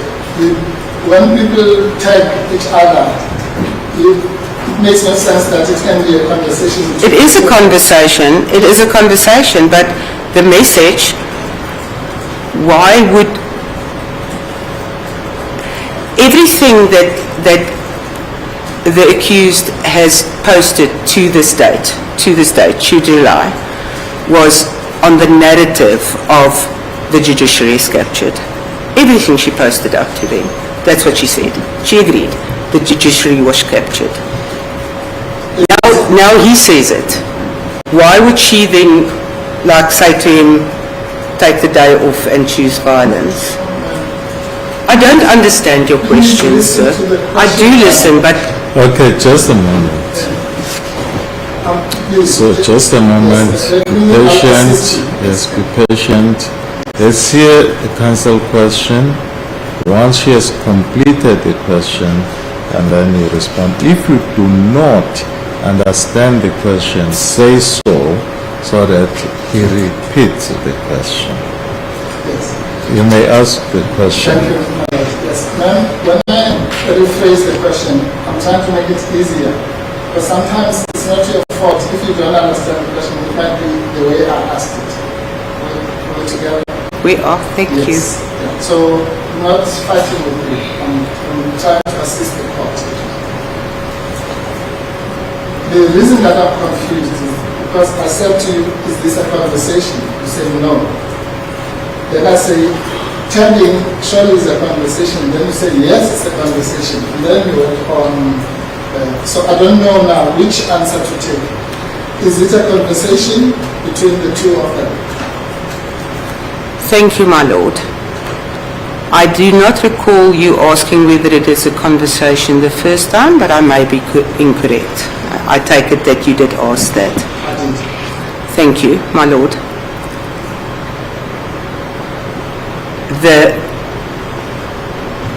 Mr. Andile Lungisa posts this tweet. The accused does not respond to this tweet. She doesn't respond to it. It's not part of a conversation, like the responsive conversation of the tweet. She retweets his tweet and then makes a comment through a picture. So it's not a conversation. Thank you, my lord. Thank you, madam. So really now what has happened is, you said it's not a conversation. Then you said it is a conversation. Now you're saying it's not a conversation. Which answer should the court take? That it is not a conversation, as would be a conversation where responses is made to a tweet.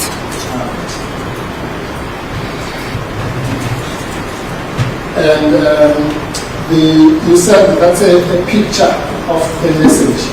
That is a picture message, yes. You don't know who wrote the message? No. No, my lord, I don't know. And you don't know in what context the message was made? Apart from what I see, no, my lord. Right. And you don't know what she intended to convey to Mr. Lungisa or to anyone else? Well, in what I see in front of me, the picture is very clear. Take the day off from being the bigger person and choose violence. You deserve it. But remember, I need to come back, my lord, and say, this was not a conversation. This is not a direct answer to Mr. Lungisa. She already retweeted the tweet from Mr. Lungisa the previous day without making any comment to it. She then tagged that tweet for a second time on the next day, and then she posted this picture. So in the use of Twitter, this was not a response to him. It was, this is what this man says. He says the judiciary is captured under the control of white minority capitalists. Ours now is to liberate ourselves, and on that she says to the wider public, because she posted, she tags nobody, she doesn't respond to him, she posts it on her feed, and she uses a picture message to say, take the day off from being the bigger person and choose violence. You deserve it. And this is posted on the 2nd of July. So this is 2 days after her father was found guilty. Yes, that's the day before you say the violent tweets started, correct? That is basically the first tweet where she speaks directly of violence. I think so. Just give me a moment. I think there's an earlier one that I think was the one where she called for not taking this fight further than from the cell phones. I thought your evidence was that her violence tweets started on the bed. Are you changing that now? Yeah, I might have just made a date error, my lord. I said very specifically there was only support before from the 3rd to the 29th. The messages became more and more urgent between the 29th and the 7th. There was already this tweet of violence, and then after the 7th, the tweets became in support of the violence that was going on. So, we're going to be unfortunately long because you can't answer the question. The question is simple then. Did you testify that the violent tweets, according to you, start on the bed onwards? Yes or no? I cannot remember. I don't know if I made a date error during my testimony. Can we play the record back so that I know what I testified? Okay. The fact is... Yes, we'll do that if it is necessary. Thank you. I'm putting it to you so that we can avoid that. My learned friend is sitting here. He asked you that the violent tweet started on the 3rd to the 7th onwards. I asked you again under cross-examination earlier, you confirmed that. If I was misrepresenting him, you can be sure he would be standing out now. So, unless if you want to play the record, I'm putting it to you that that was your evidence in chief and under cross-examination. Do you dispute that? I cannot dispute it. I cannot dispute it. I can only make a rectification. That's all I can do. That's fine. Then.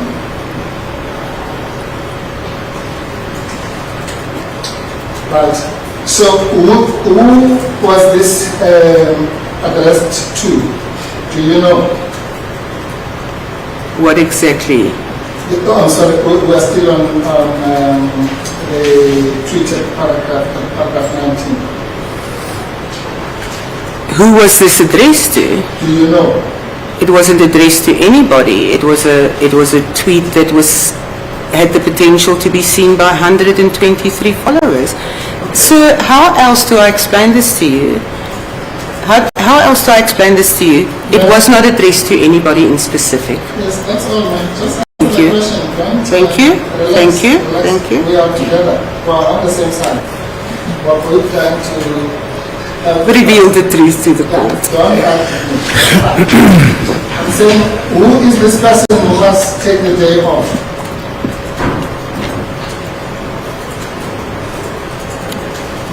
I don't know. You don't know. Who is that person who's being the bigger person? I don't know. You don't know. No. It could be anybody. It could be anybody.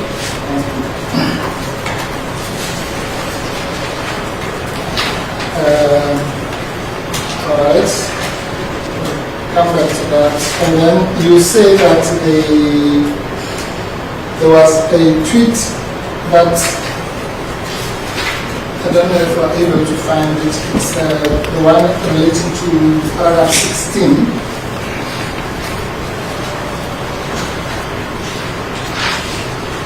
Where the singing of Duduzile Zuma. Remember that one?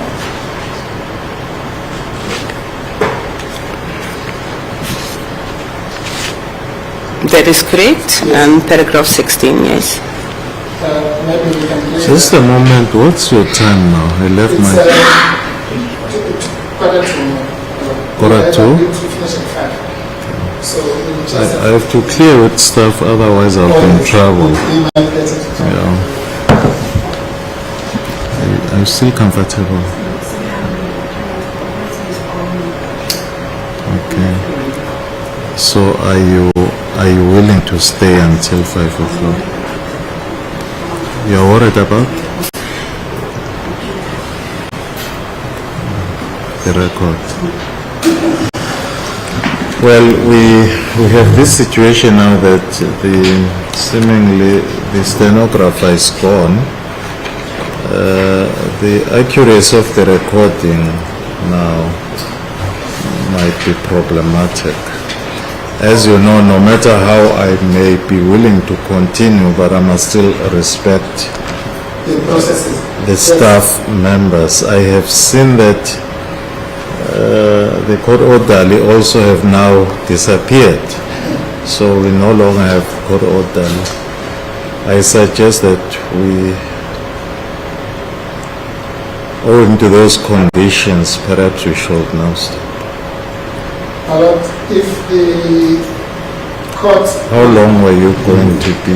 Yes, my lord, what I was suggesting, my lord, I'm not going to be long, maybe 5 minutes or so. I just want You to... agree, Mr. Kangai? My colleague in the court hands. For 5 minutes. 5 minutes is fine. Yes, my lord. Well, if it's 5, it's fine. My concern is the safety of everybody. Korotal is not here, is left, and so on. Now I can only see only 2 police officers. They were full there. They are no longer there. Right, 5 minutes. All right, what I will do, my lord, to accommodate the situation, I was going to go to a video, so I will not do that because the recording Yes. might be. So I'll come back to that in the morning. Ma'am, if you go to page 20.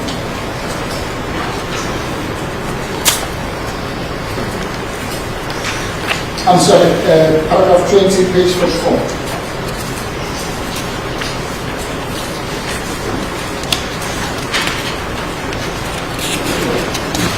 I am there, my lord.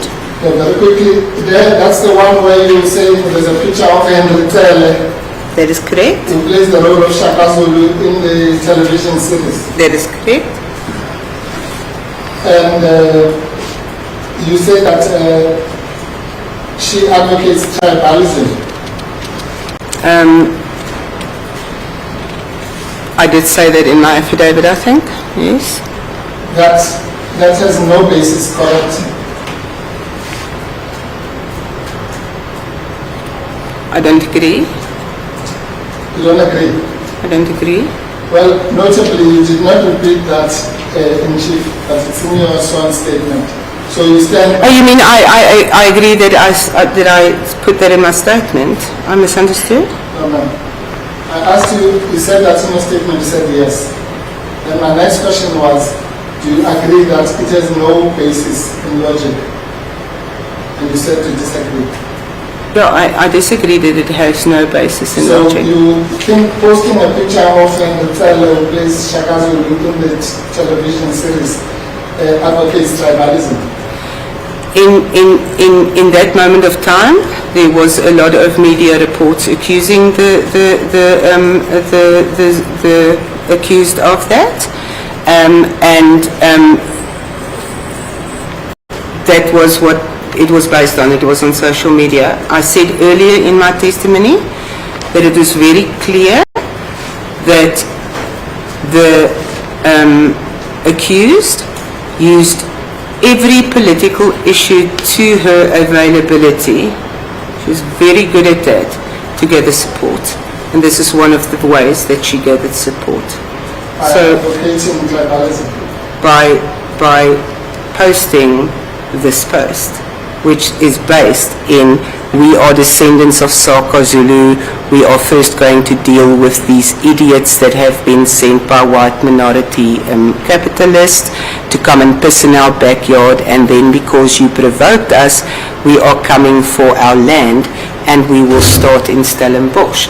So using that, it plays on the descendants of Shaka Zulu's feelings, and it gathers support. What is Shaka Zulu's feelings? No, I say it plays on the descendants of Shaka Zulu's feelings. What and were they to do with Stellenbosch?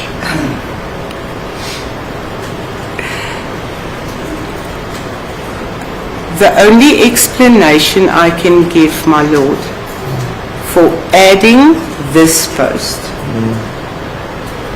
is to show that the accused use every narrative out there. The pride of a certain group of people, if I may say, for instance, the Zulus, the white minority capitalist, the radical economic transformation. Perhaps now we might be running short of time, but being pride for being African, I don't know whether if you are proud because you are an African or you are of that descendant, really does it, Mr. Kangai, does it take us any far? I don't think we are here to hear about being proud of being. Madam, I don't want to testify to this, but as I understand her, what she's saying is that the accused used certain issues, including the pride of the Zulu nation, in order to get support, and that's how I understood you. But I see. That is exactly, my lord, what I'm trying to say. I'm not bringing in these issues. I'm not accusing the accused in any way of promulgating. No, for me, ma'am, understand me very clearly. Yeah. It's just clarity. Yeah, just for now, clarity. I'm not saying you are wrong or right, but when something like this, as I'm presiding, and to hear that, oh, you are being proud for being an African or being that.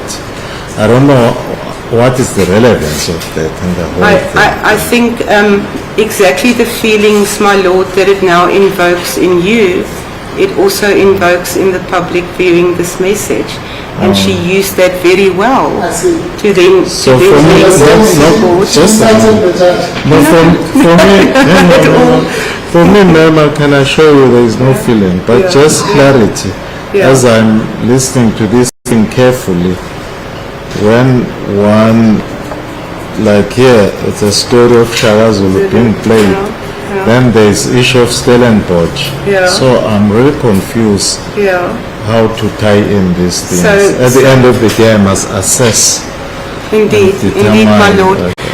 So again, the only reason why this post was then put here is to show that she used every single issue that she possibly could in this political sphere, in the history of the country, in even the rainbow nation that we are.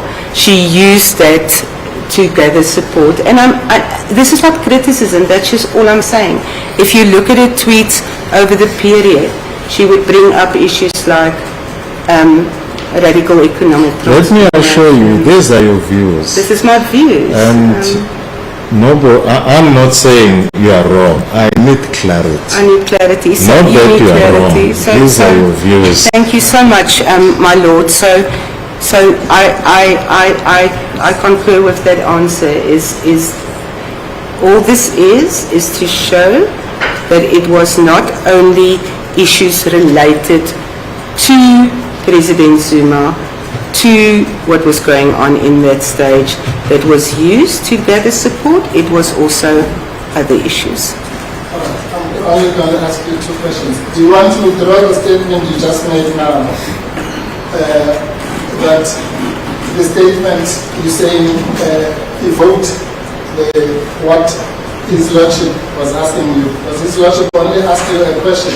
I don't know what you are saying was evoked in him. I will withdraw my statement because maybe I misunderstood. Yes, thank you. And I apologize, my. But, I'm sure I don't speak for the judge, but I'm sure he... But for me, be assured, I don't take offense of what you're Thank you saying. so much, Because I'm Mama. here to listen to worse and good Yeah. and bad things. So it's your views, that's it. Thank you so much, my lord. But you are an Afrikaner, I am indeed. and if people invoke the spirit of Paul Kruger, are they invoking tribalism or racism? I think some do.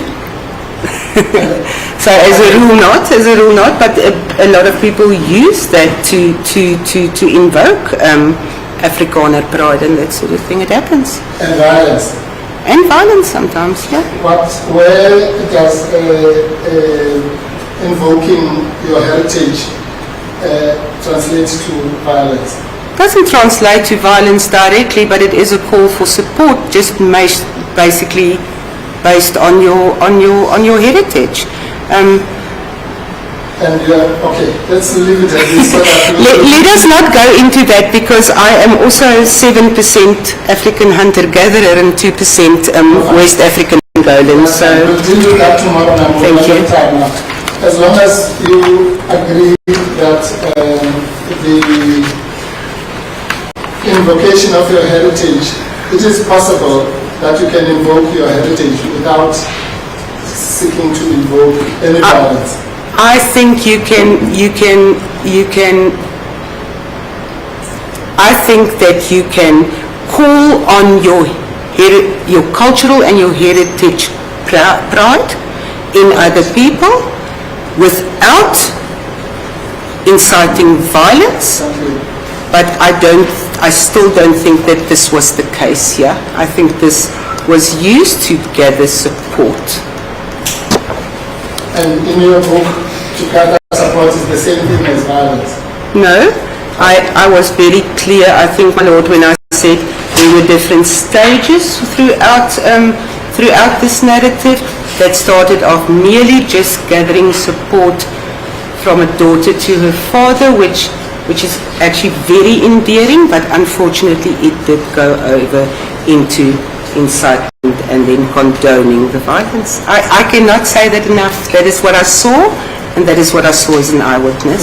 I'm sure it is, ma'am. We'll take it from there in the morning. Thank Good you. evening. Thank you so much as well, sir. My Lord,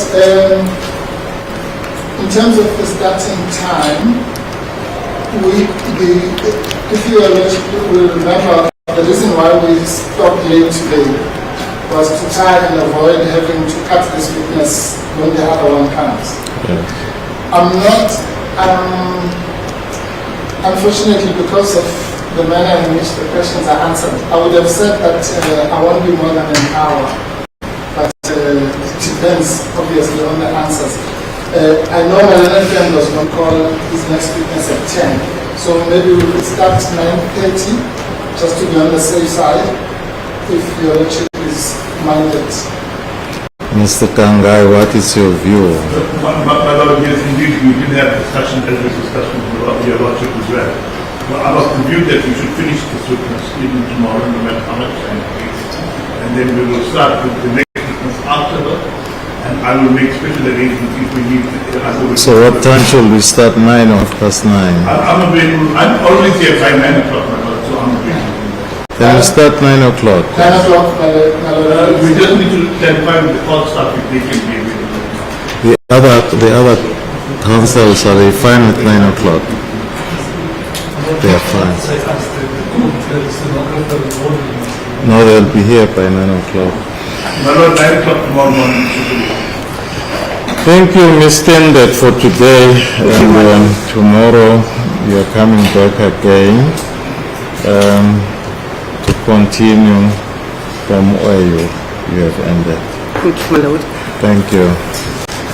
You may stand up, Ms. Zuma-Sambudla.